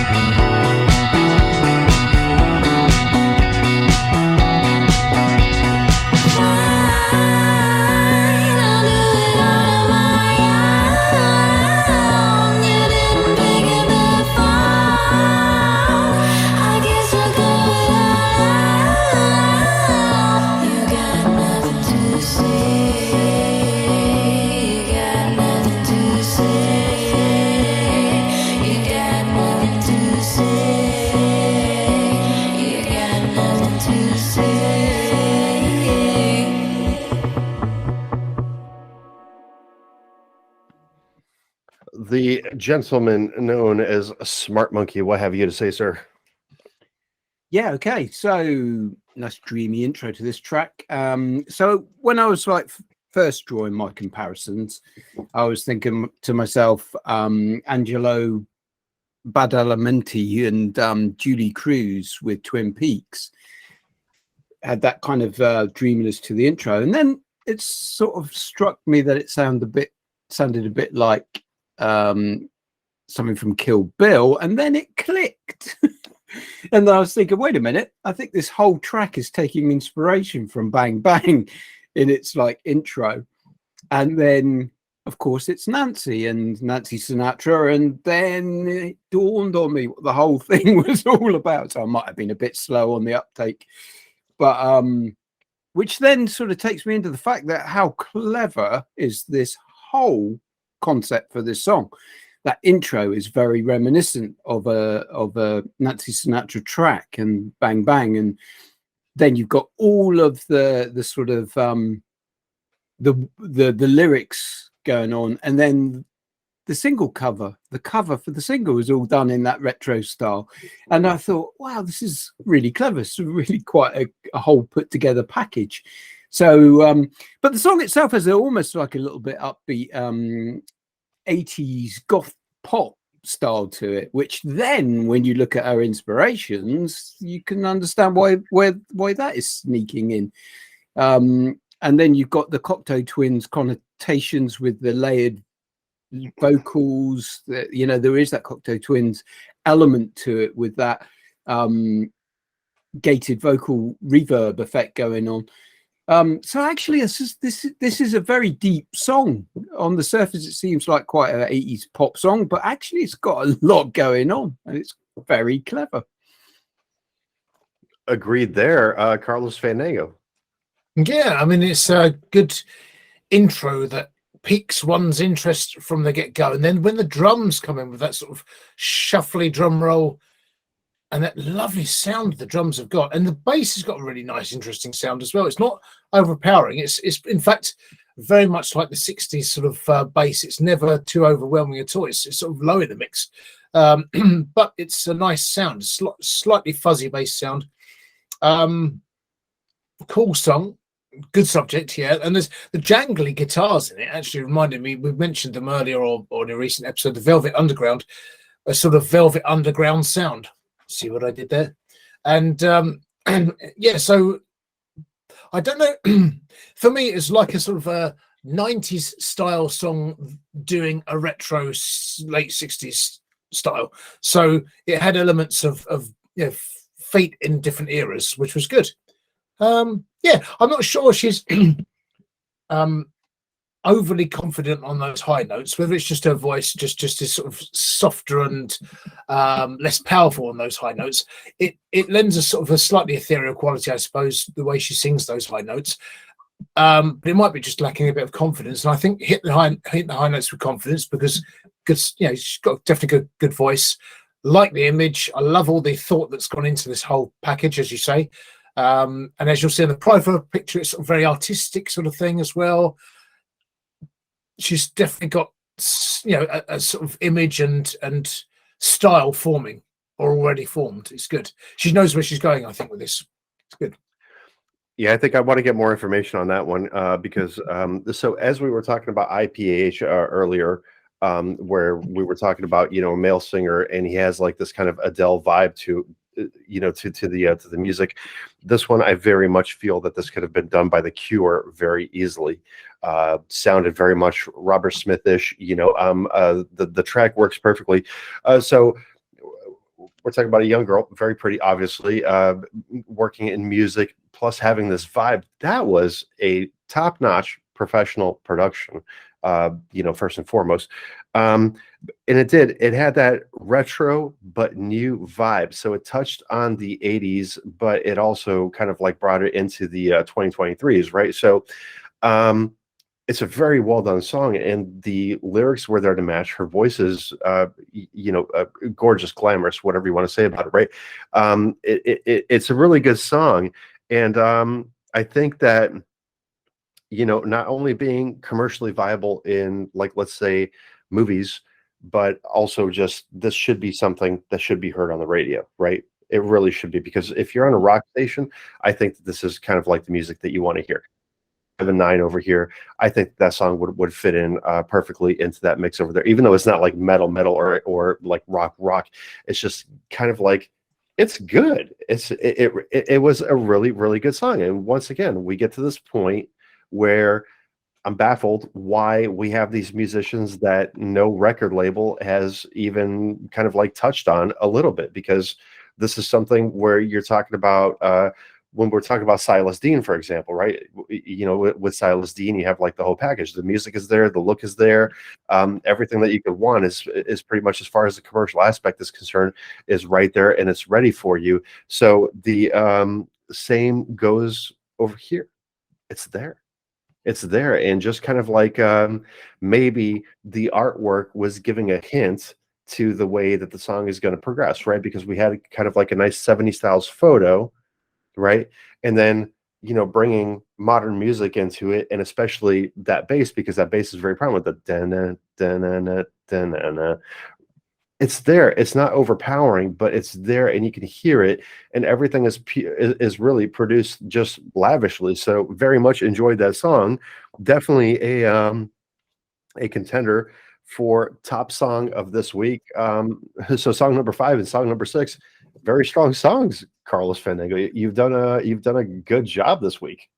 Yeah, there's some good strong songs out there at the moment, and they're sometimes hard to find, but they're worth the search, because when you get artists like that who you know, without big record company backing behind them just now, are doing a good job nevertheless, and deserve to be heard, that's for sure. Well, I think Kiing Lair is again, I think we've heard 2 of these tracks today where we're thinking, you know, there's probably going to be more than meets the eye in the future. So good luck to you. Great job, and nicely done with that song. And obviously from the Underground Sound here, much love and best wishes for success in the future. So I know this name, and now I know how to pronounce it too. So, it's Davide Ionici. Yes, Davide Ionici is from Amsterdam, Percy, and we had the track recently, didn't we? Which was the Purple Bowl's choice, I believe. Obsidian picked it out, and so and then since then, I sort of came across this song called Blackout, and I think David has come up trumps again. It's another good song. Can't remember much about it from the top of my head, but I remember it was good to get in the show, that's for sure. So I think it'll be of interest to you too, because it's electronic category. Hopefully I won't be judged too harshly. No, you know, if it's anything like the last song, then no, you will not be judged too harshly. So here we go. So Davide Ionici with a song called Blackout, also available on Spotify. Let's check it out.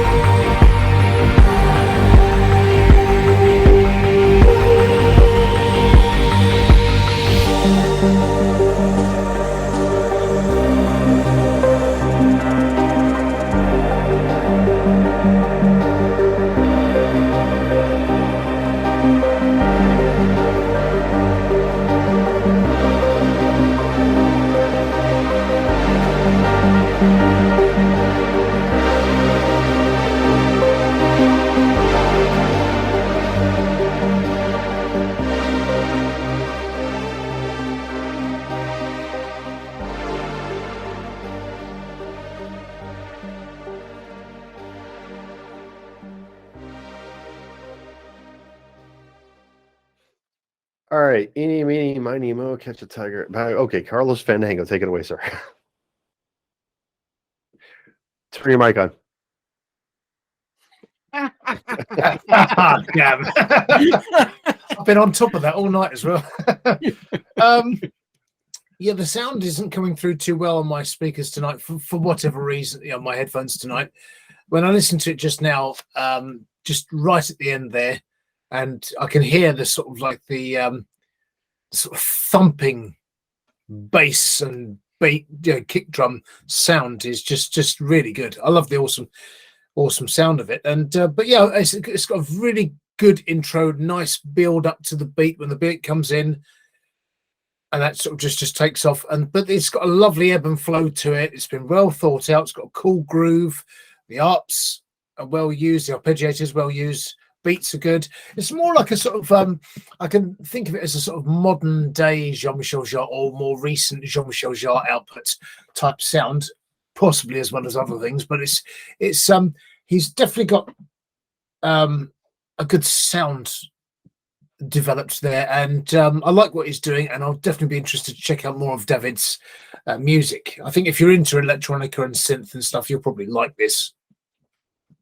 Agreed, Mr. Smart Monkey.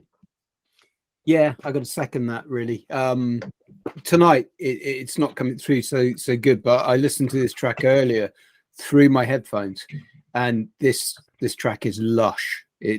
He's done a really good job on the instrumentation of this and how it spreads across the stereo range, and it is a really nice production with a nice selection of synths that just ebb and flow through the track really, really well.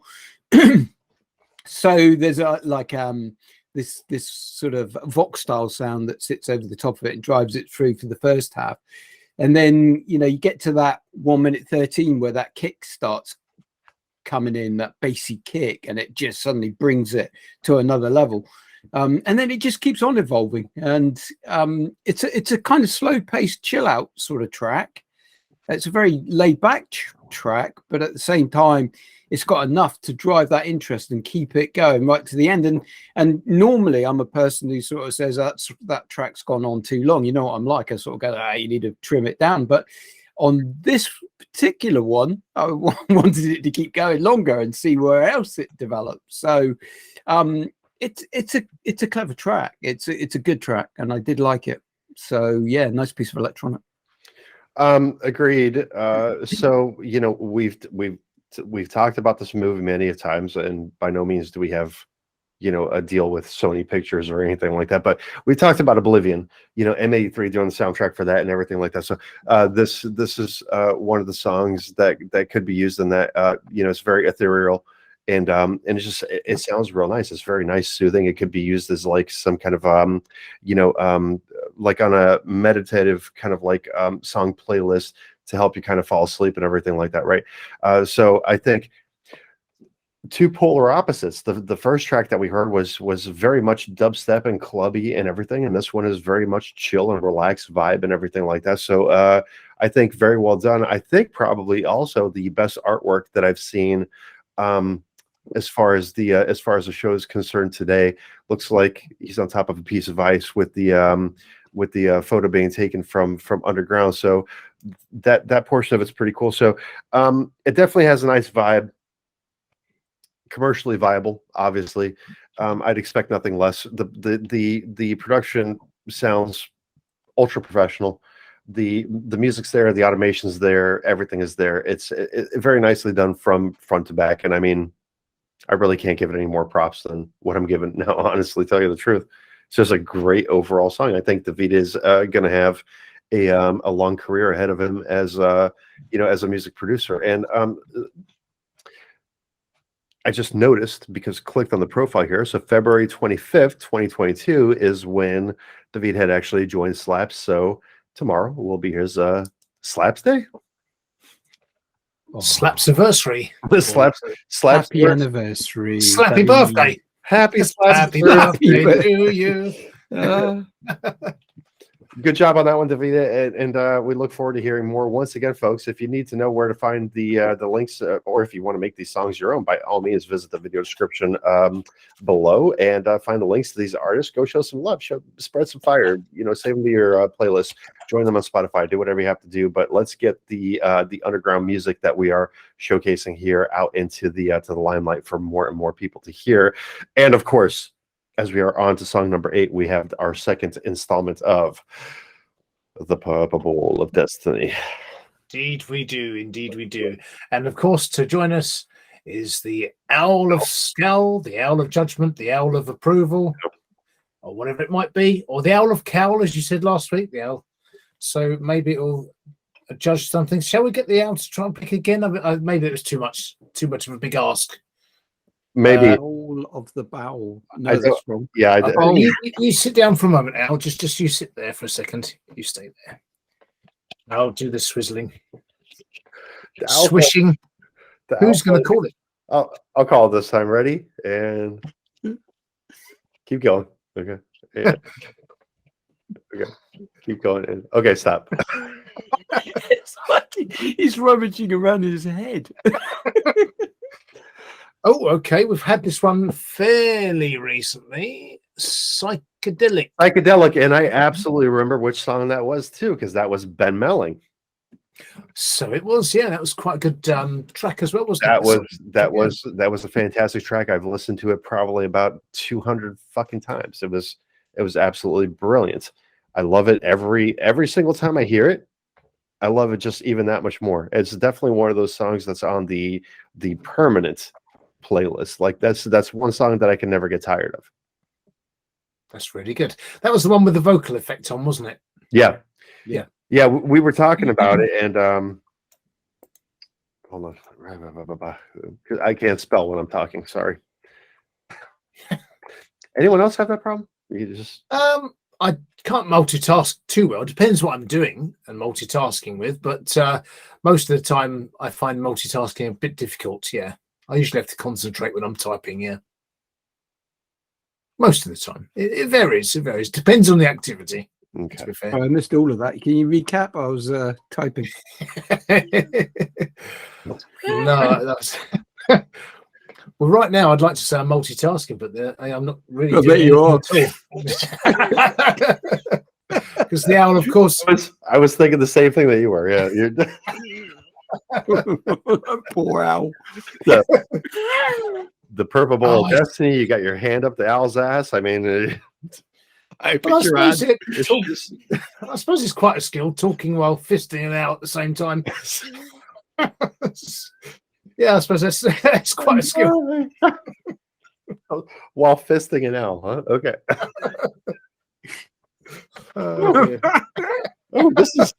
This is weird, man. Right. So we had the newest track posted in the psychedelic portion is 4 days old. That's not Not unusual a popular for section, is it? Yeah. Well, I would think with 1.8 thousand members, it would be more, but this is also listed as alternative rock and psychedelic. Blair Andrews, I Got Nothing Left for You. Let's figure out a little bit more about Blair here. From Sydney, Australia. 20-year-old Australian artist and producer based on the Central Coast. Some of the influences include Kanye West, Tame Impala, Vince Staples, Kid Cudi, Denzel Curry, Jay-Z, Drake, MGMT, Pink Floyd. Kind of a weird, eclectic bunch of influences there, right? But the newest song is called I Got Nothing for You, which is also available on Spotify, Apple Music, YouTube, and SoundCloud. I didn't know people still use SoundCloud. Are either one of you on SoundCloud? Yeah, I think I am.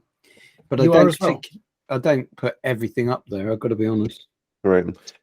Yeah, I did have some early stuff on there, but I just haven't been on there. I don't even know if I've got my login details. I must have it written down somewhere. I think I started early and then just gave up, but I still got some in there, I think. Right. I thought I was dead because Reverb Nation and MySpace were kind of like the thing back in the day. I thought SoundCloud was just like directly after that. But in either case, once again, so this song is called I Got Nothing Left for You by Blair Andrews, posted 4 days ago with 9 plays, 1 save, and 5 fires. Very low stats in the ultimate, terms of things here, but for the psychedelic group, maybe not that low. But here we go. Blair Andrews, I Got Nothing Left for You. Let's check it out.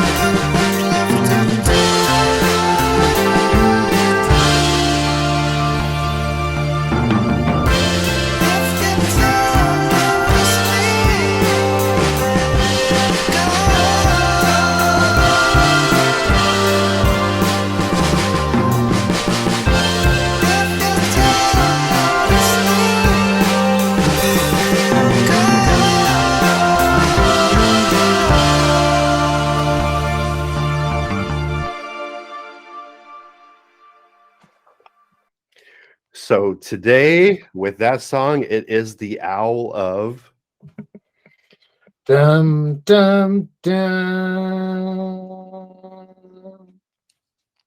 Owl of Indifference, I think. I think that Lien across is... Well, I think it was moving a little bit. The owl was bobbing a little bit at the time, so... But the owl did get a bit distracted about other things going on in the room. So basically, I noticed it was looking down there for some reason. But yeah, basically, I thought it was quite dreamy, and I like the phasing effect in it as well. So that sort of placed it in the sort of psychedelic side of things.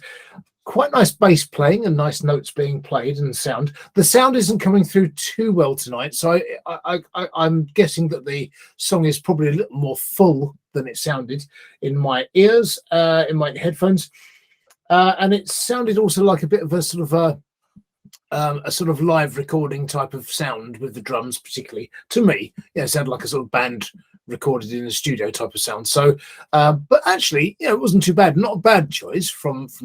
I don't know if I'd put it on a playlist and listen to it regularly or anything like that, but it's because it's sort of. It's kind of, you know, drifted in the background quite nicely, but I don't know if it caught my ear that well. But it wasn't a bad song all the same. Mr. Monkey. Yeah, very similar. Actually, my comments are very similar. Nice dreamy vocals, and they were quite nice vocals actually. Right from the start, they sort of grab you, and then yeah, I've got similar comments. I wasn't quite sure if it's soft rock, pop. It sort of blends somewhere in between. I found the drums interesting because there was good sort of like Carl said, I think they were being played live, which is good because I mean a lot of people sample drums these days, and well, not a lot, but there are some who sample drums rather than play them live. But this had a very much of a live drummer feel to it. Nice variation going through that drum. I'm a bit similar though. It's not something that I'd probably gravitate back to. Just lacked something of a hook for me to bring me back. But yeah, it was okay. It was okay. So I mean, yeah, I think all three of us are on the same page here. The beginning of it sounded like super professional.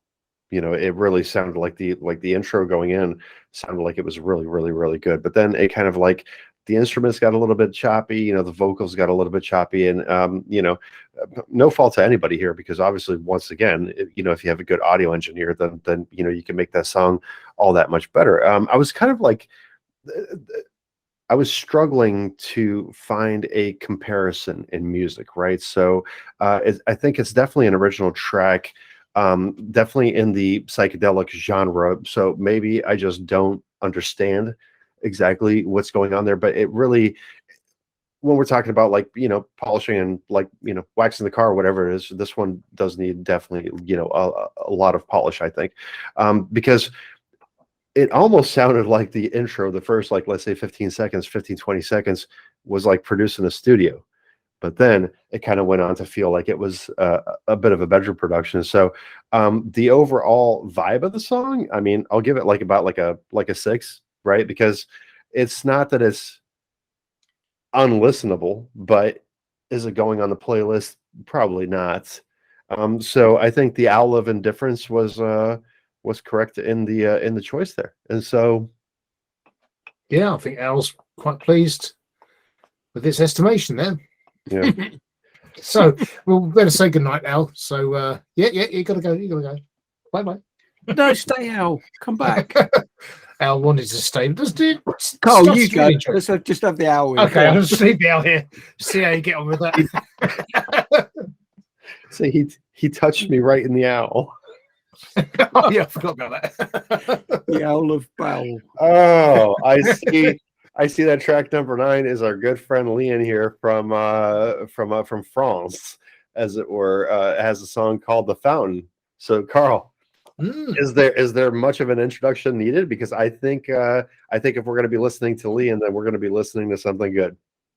Yeah, well, it's good, but also a bit different. I mean, you know, Lien just keeps coming up with sort of very artistic, sort of strange, unusual ideas and concepts and things. The lyrics are there, by the way, on the description, so he's got the English translation of the lyrics. In description for the song, the only introduction I will give it is what he's said. Lien says, "Hello again. I'm feeling very prolific at the beginning of the year. Good for us and all the fans of Lien.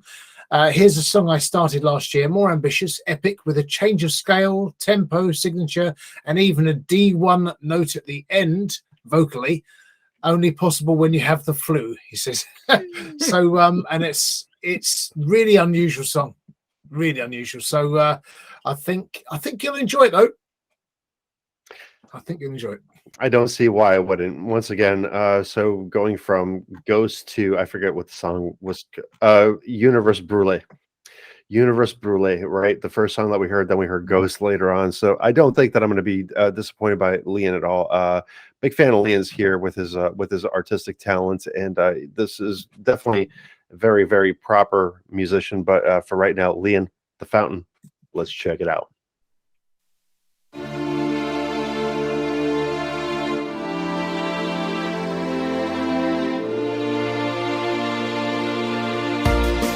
Looking around, I see the beauty of the fair sky.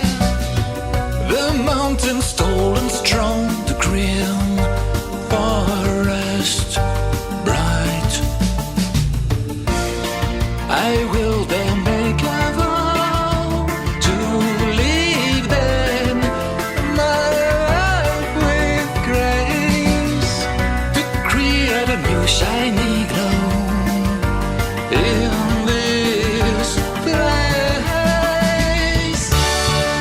Away from old path, across the mountain, there's a fountain where I will drink and echoes, echo of all my memories will flow like rain.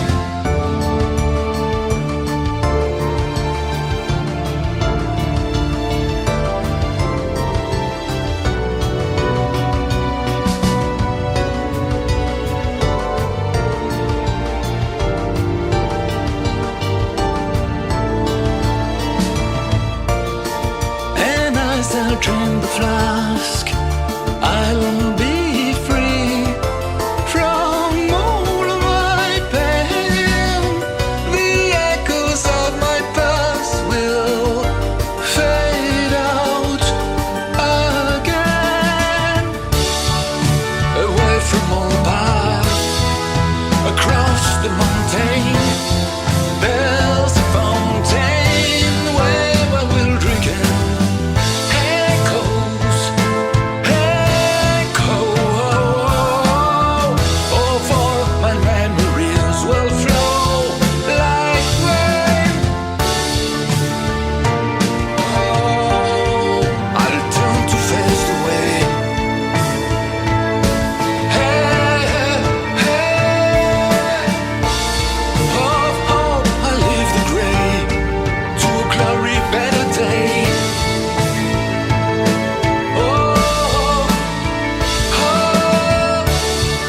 Away from above, across the mountain, there's a fountain where I will drink and echoes, echoes of all my memories will flow like rain.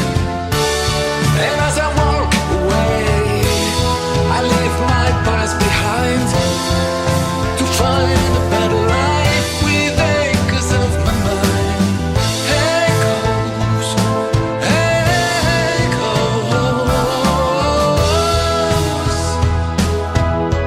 will flow down like rain. Will flow down like rain.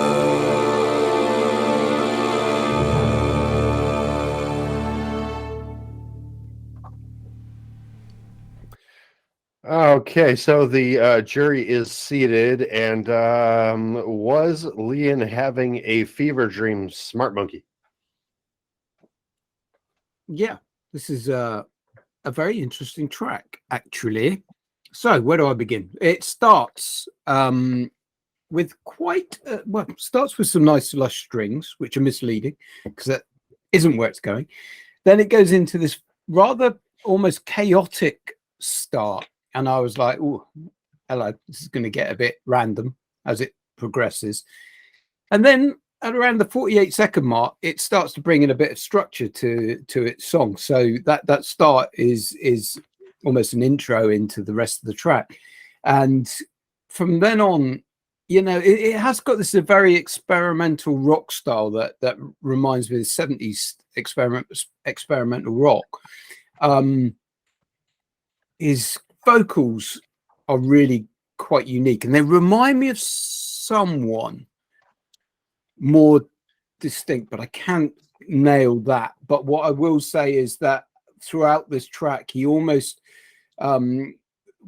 goes into, I said it before with another track actually, Peter Gabriel. So there's a bit of a theme going on here a little bit in this tonight's music, but almost Bowie-ish as well at times. There's almost a David Bowie element to his, so his vocals aren't exactly the same as Bowie, but or Bowie, but he has that feel when he gets that vibrato into his voice, and it's really, yeah, I really like it. So it has that kind of experimental feel.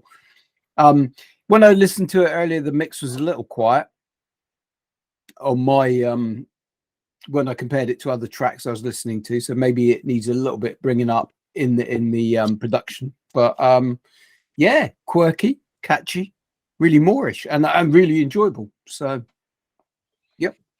Carlos Fandango, our good friend Lien here. What do you think? Yeah, I mean, on the Bowie thing, yeah, it's Bowie, although a lot of people say Bowie. And if Bowie, you're George Clinton, Bowie knife. And if you're George Clinton and in America, he would pronounce it Bowie. Both of you need to stop, because you guys can drive like 5 miles away from each other and it's a completely different fucking language. Okay, it's David Bowie. Yes, yeah. Bowie. Although if you're George Clinton, he'll say Bowie. We all because agree that's when it's not going to be Bowie. Who the hell? I did a Bowie for some George reason, Clinton. but I know it's George Bowie. Clinton says Bowie. I don't know why I said Bowie. It's just the same as I can't say the word country. But no, it's cowboy music, sir. Cowboy music. When Bowie went to America, he discovered that a lot of people call it Bowie. So he said that himself.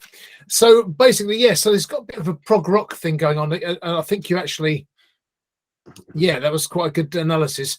Yeah, shifting sands all the time, and it's sort of never settling, and it's really unusual. The key centers moving around. Got a very sort of late 60s, early 70s feel, really, in its sort of epic sort of grandeur. But it's a go on. Rob, turn your speakers off again. You're doing the echo thing again. Sorry. No, it's all good. That's right. So, but I like the leading up to that chorus, echoes, and leading up to that, you've got this nice ascending chords and bass as well, dum dum dum dum dum dum dum, and it's like he's climbing the mountain, all that kind of thing. So I love the idea. He's put a lot of thought into that.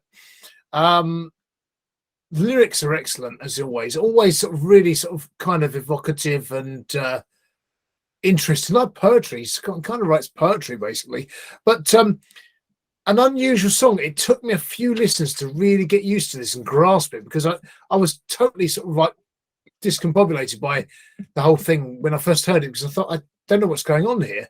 So I kept listening to it, and 3 or 4 times when I first heard it. So, but I think with the vocals, it is his own inimitable, unique style. But I do think in this particular song, he sounds more than ever like Brian Ferry, like a French Brian Ferry, if you like, Brian Ferry.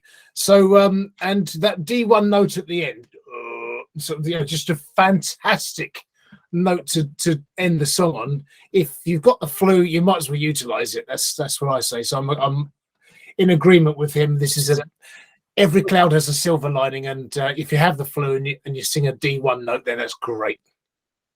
I thought he had a bit of Fergal Shaki in him as well. Possibly, c'est possible. I don't know. What's it like? Brian Ferry. Brian Ferry, mon chéri. You guys are idiots. You've only just realized. But I love you both. Because we have the same fucking type of personality here.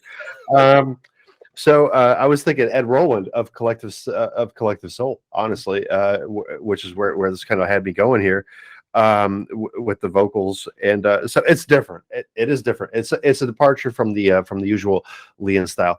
Dare I say that this is kind of like maybe put together like as an opera. So it really, it kind of like through and through is dramatic, right? So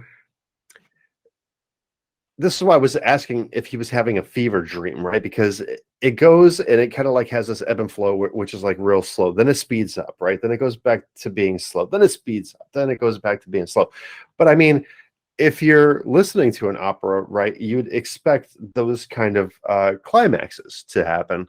And reading along with the lyrics that were there, like honestly, for as a French as Lien is, I mean, he's literally, 100% there. For him to be able to write a song which has, near perfect English lyrics to it is something to be admired, I think, personally. So, a departure from the originals that we know of Lien, but very much still Lien-esque, I'm going to say. It is different. Once again, I kind of like scribble down rock/folk with a question mark, because like, is it like rock and folk kind of like mixed together? But once again, when we got into the choruses of it, it did change directions. But not a bad song. And as always with Lien, I expect nothing less than professional, I should say, production. So I think, nicely jobbed. Yeah, goodly done again. And goodly done. And I think the lyrics is a good point with the lyrics is that it's not only writing poetry, but it is when it's writing in French and is translated to English, it's still good. And when it's written in English, it's really good.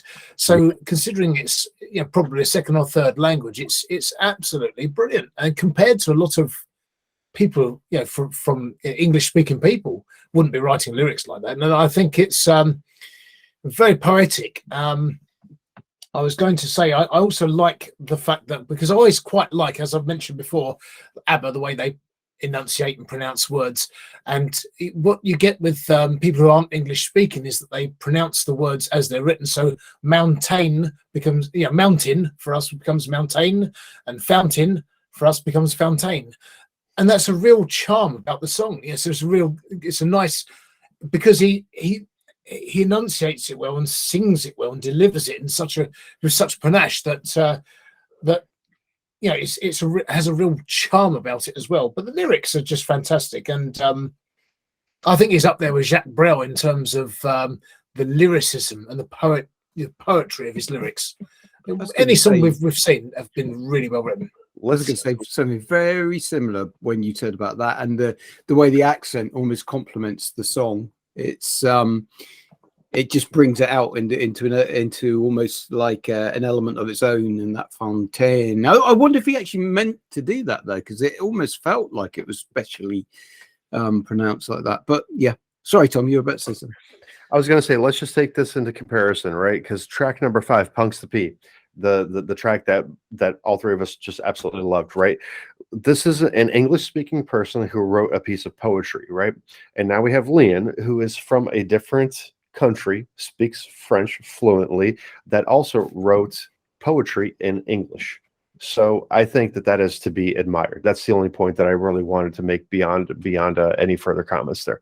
I think that Lien has more talent than we actually know of, and maybe possibly if we were in France, then maybe we would discover that a little bit more if we actually spoke the language and spoke with him directly, right? But Lien, listen, it's always going to be good music with Lien. I truly believe that. I truly believe that, So even though this one's a little bit different and it's a departure from the norm, it's still a good song, and I think that he'll be progressing throughout the years. So, unfortunately, we come to our show closer, but I see that our show closer is 5 minutes and 13 seconds long. We've only had about 2 or 3 good pieces of artwork this evening, and I like the artwork here. I like where I think that this is going. Ghost Town, like it ends tonight. Give me a background on this, Carlos Fandango. So we've been mainly in North America, apart from the departure to France a moment ago, but Summerside, PE, Canada. Where's PE? It's usually in the gym, isn't it? So basically, so Ghost Town says rock and roll origins, born in the heart of Summerside, PEI, Canada.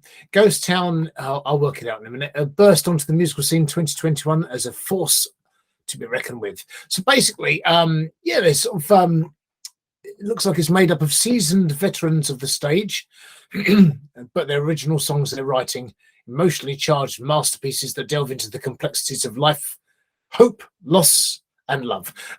So this one, Like It Ends Tonight. Yeah, good artwork with the motorbike. You see this when the show goes out, no doubt, but motorbike jumping over a train and everything. So it's pretty cool stuff. And I think we'll give value for money on this one because it's a nice show, rock and roll show closer, but 5 minutes 30. And I think there's enough in it to make you both, I think, enjoy it a lot. PEI Canada happens to be Prince Edward Island, Canada. Wow. The artwork is great because, especially since that looks like it's a homemade motorbike. This totally looks like a Florida man kind of thing. Florida man jumps his bike over a train after making it motorized. Totally 100%. So reposted 8 days ago, 186 plays, 9 saves, 121 fire. If Carlos Fandango says it's good, well, it's 50-50. After the trial, you just Right. can't trust me anymore, can you? I know that was a difficult one. The trial was a difficult one. Yeah, the synthwave special was wasn't so special after all. But as far as tonight is concerned, The synthwave, not so special show. Yeah, there were some good songs in there. Just I think they were lacking the finesse, weren't they? That's We're being cruel. it could have been like the synthwave special, like maybe.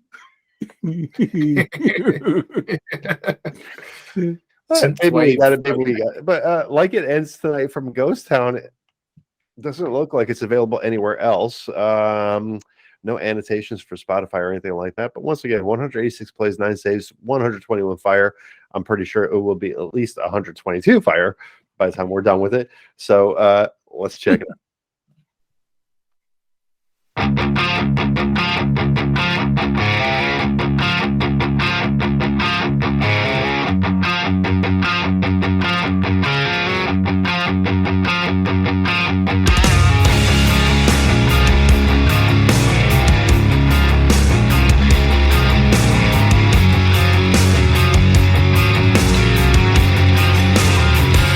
Can't slow down.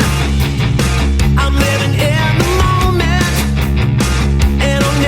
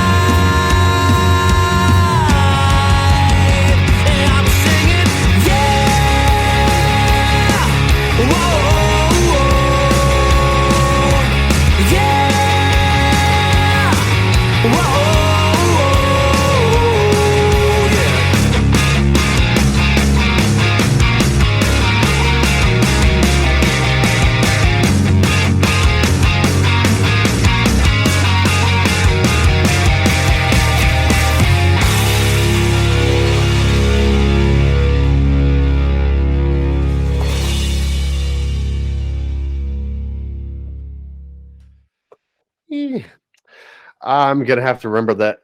I need to do something here, like or something like. I'm gonna have to remember that in post production. I turned on the mic while the monitors were still on. Yep, there we go. So that was our show closing track, and let's say eeny, meeny, miny, Carlos Fandango. Okay, so I think with the guitar riff at the start, the sort of chugging guitar that you get from the lead singer, who's the guitarist, is a very Kings of Leon sort of feel to it. A Sex on Fire with the phrasing of the words and everything, and the riff itself. But yeah, I think it's a nice, solid production, professional production. I think the because they're a tight 3-piece band, you've got that potential to have that one out live, and it'll be a good crowd pleasing sort of song to jump up and down pogo to. So, and it's got a solo as well, good little solo, nice solo, and the double guitars at the end. I think that's sort of alluding to the then I suppose 3-piece. Well, no, it wasn't 3-piece. Thin Lizzy sort of sound as well, which I'd like to have heard a bit more of actually. The sort of double guitar, not that they couldn't do it live, but it's with one guitarist. But I think there is a case to be had to say that the song as it is at that length is fine. Possibly could it be shorter? Yeah, maybe, and something more around the sort of 4-minute mark. But I think either way it's fine. And certainly as a live track, it would work, whatever length it is, because it would get the crowd going. Because it's got a nice sort of head bobbing, head nodding, foot tapping, sort of chugging rhythm to it. So I thought all in all, good musicianship, solid song, good show closer. Agreed there, Mr. Smart Monkey. What say you? Yeah, I agree. So straight away, when those guitars start, I knew I was going to like the song. I just knew it. I almost knew what was coming, to be fair. And it didn't disappoint, because the song then took on an element of Jimmy World vibe to me, and that retro kind of 90s to early 2000 feel to it, which I'll go on to in a little bit more in a minute. So there's an element of Green Day in there, maybe not quite as punky as Green Day, but there are elements of it there. Production quality I thought was good. I was a bit the same about the length. I think it could do a trimming down a bit. If this was to be a radio edit, it would want to be trimmed down a bit, because it just seemed to go on for a little bit too long. And yeah, it's fine as an extended mix, and if you wanted to include it on something as an extended mix, but if you're wanting this to be played on the radio, you do need to trim it down a little bit, in my personal opinion. But I really enjoyed it. I thought it was a really good track. And if back in the day, I still have a playlist of Blink-182, Green Day, Jimmy Eat World, Alien Ant Farm, My Chemical Romance. This would easily sit on that. And so, yeah, would all blend in really well. I really liked it. Yeah. First thing I heard was all the small things. Yep. So I wrote that down. It was Blink-182. But it's kind of funny, because there are certain points in the song where he has like a Weird Al Yankovic kind of voice, right? And it's not that he's like creating a parody or anything like that, right? But just the octave and the timbre of his voice sounds kind of like a Weird Al Yankovic. So that was during the beginning. When we got to kind of like the middle portion of it, it really reminded me of Kenny Loggins Playing with the Boys.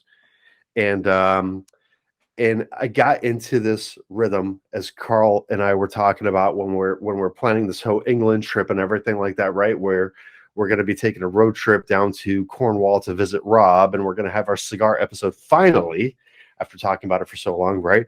That's the vibe that I got. Summertime vibe, road trip song. It has nice rhythm. Kenny Loggins playing with the voice, and it just. I can't help but feel good when I'm listening to that song. There's no negativity there.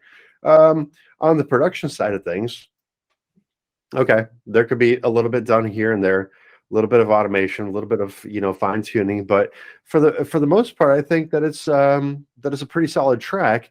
I definitely, myself personally, if I wrote this, I definitely would have trimmed at bare minimum a minute off of this, at Yeah. bare minimum, because the song will work at 4:13 as it does at 5:13, right?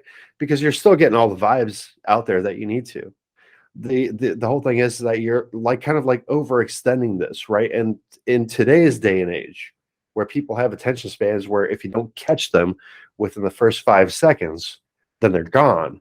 Well, how do you expect to catch them, 5 minutes and 13 seconds later? Like slow casting, like I'm gonna get that bass. I'm gonna get that bass. It's kind of like fly fishing at that point.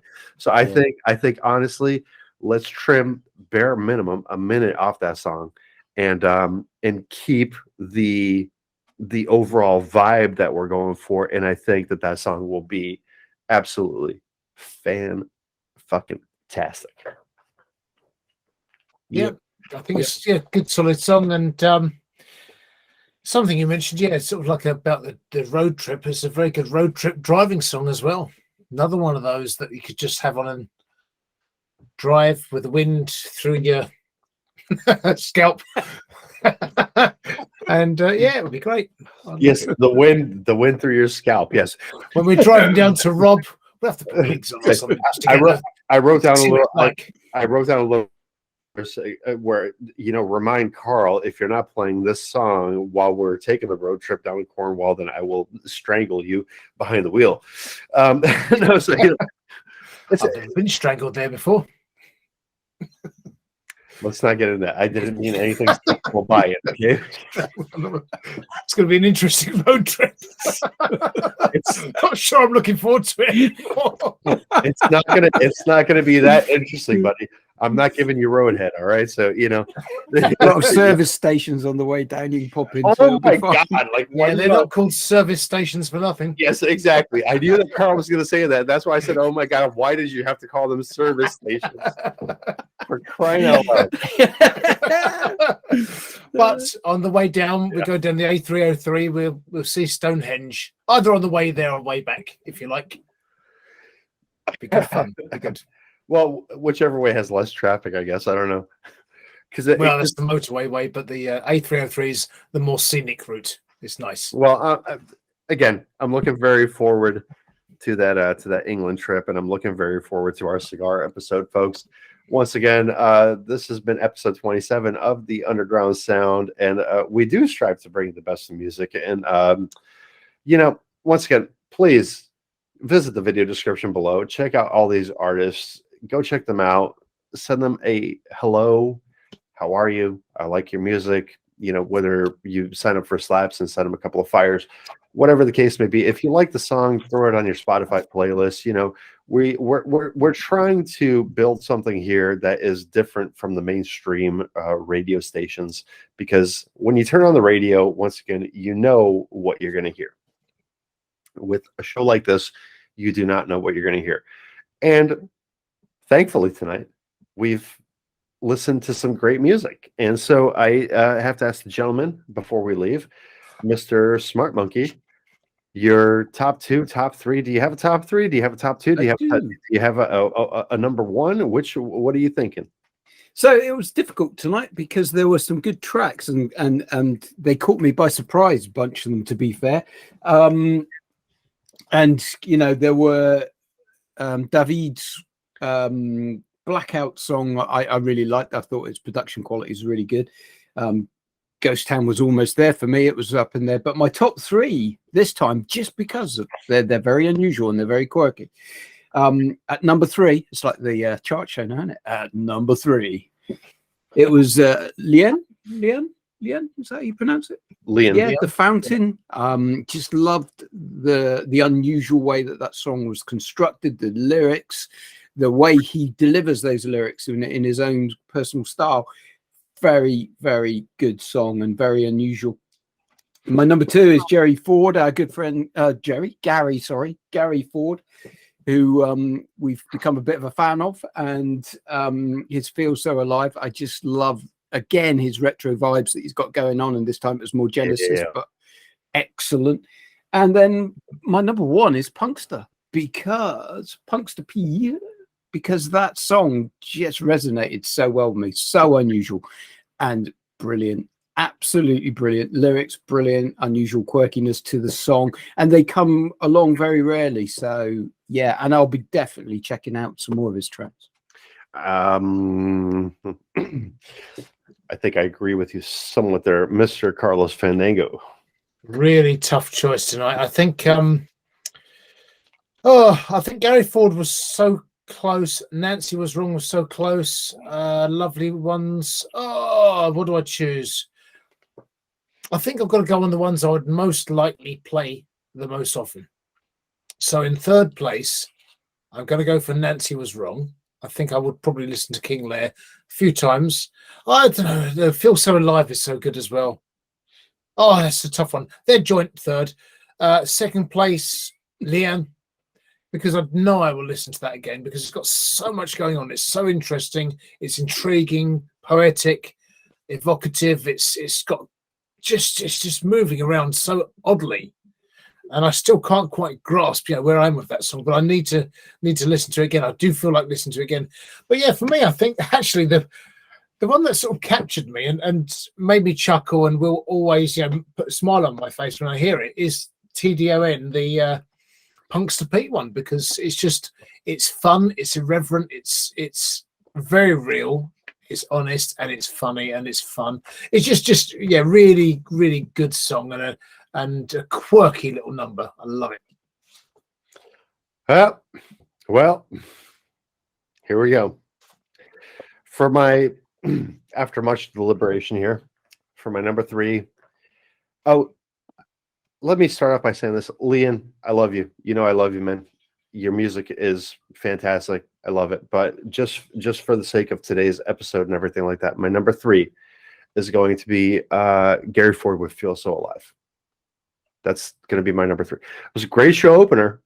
Nothing wrong with the song whatsoever. Not at all. Making it to the top three list should be, any musician's dream in the first place, right? But maybe not specifically on the underground sound, but but in the Grammys or whatever, runner-up's never a bad idea.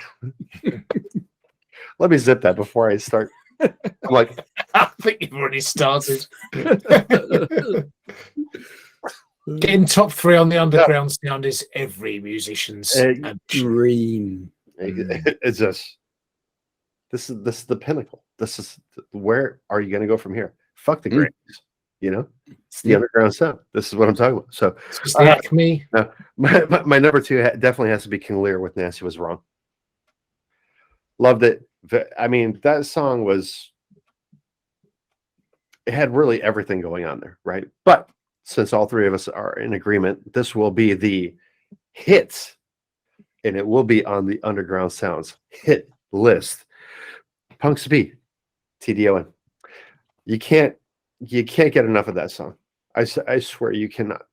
If you do not like that song, go to a psychologist.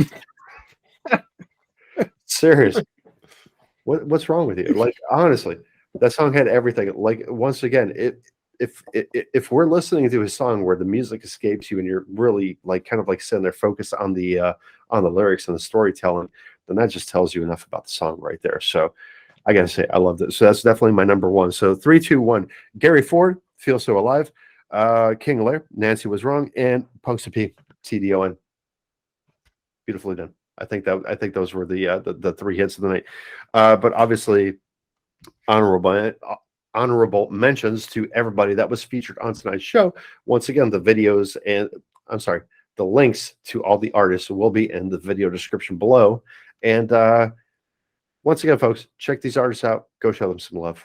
These are musicians that are literally spending their own money, providing entertainment for you because, believe me, as as Smart Monkey, Carlos Fandango, and myself know, as musicians, we do put out the music, and we do spend the money to put out the music to entertain and to make people happy and to kind of like maybe tell a story even without much in return, since as we talked about, some of the major streaming services out there pay the 0.003 cents per 1,000 streams, as we talked about, which is just an absolute travesty for what's going on. The record labels, they own the entire industry here, and so please visit our show sponsor, visit all the musicians in the links below, check out our website, usundergroundsound.com, check out our Spotify playlist, your own, and we look forward to seeing more of you here on the Underground Sound. Any closing thoughts, fellas?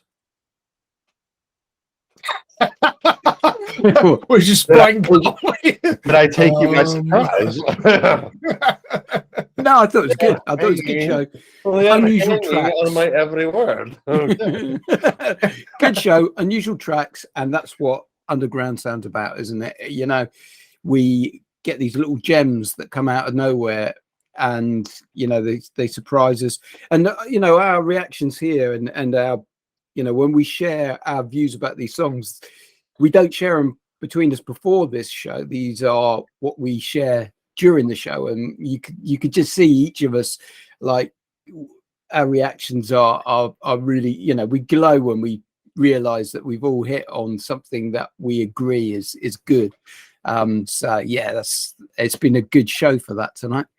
Yeah, it certainly is, and so it certainly has, I should say. And yes, good quality music out there, and I just hope that people are picking up on the fact that we really do enjoy getting people's music, independent artists out there, and sharing their music and reviewing it. And we hope you enjoy the reviews and the fun that we have doing it. So we don't.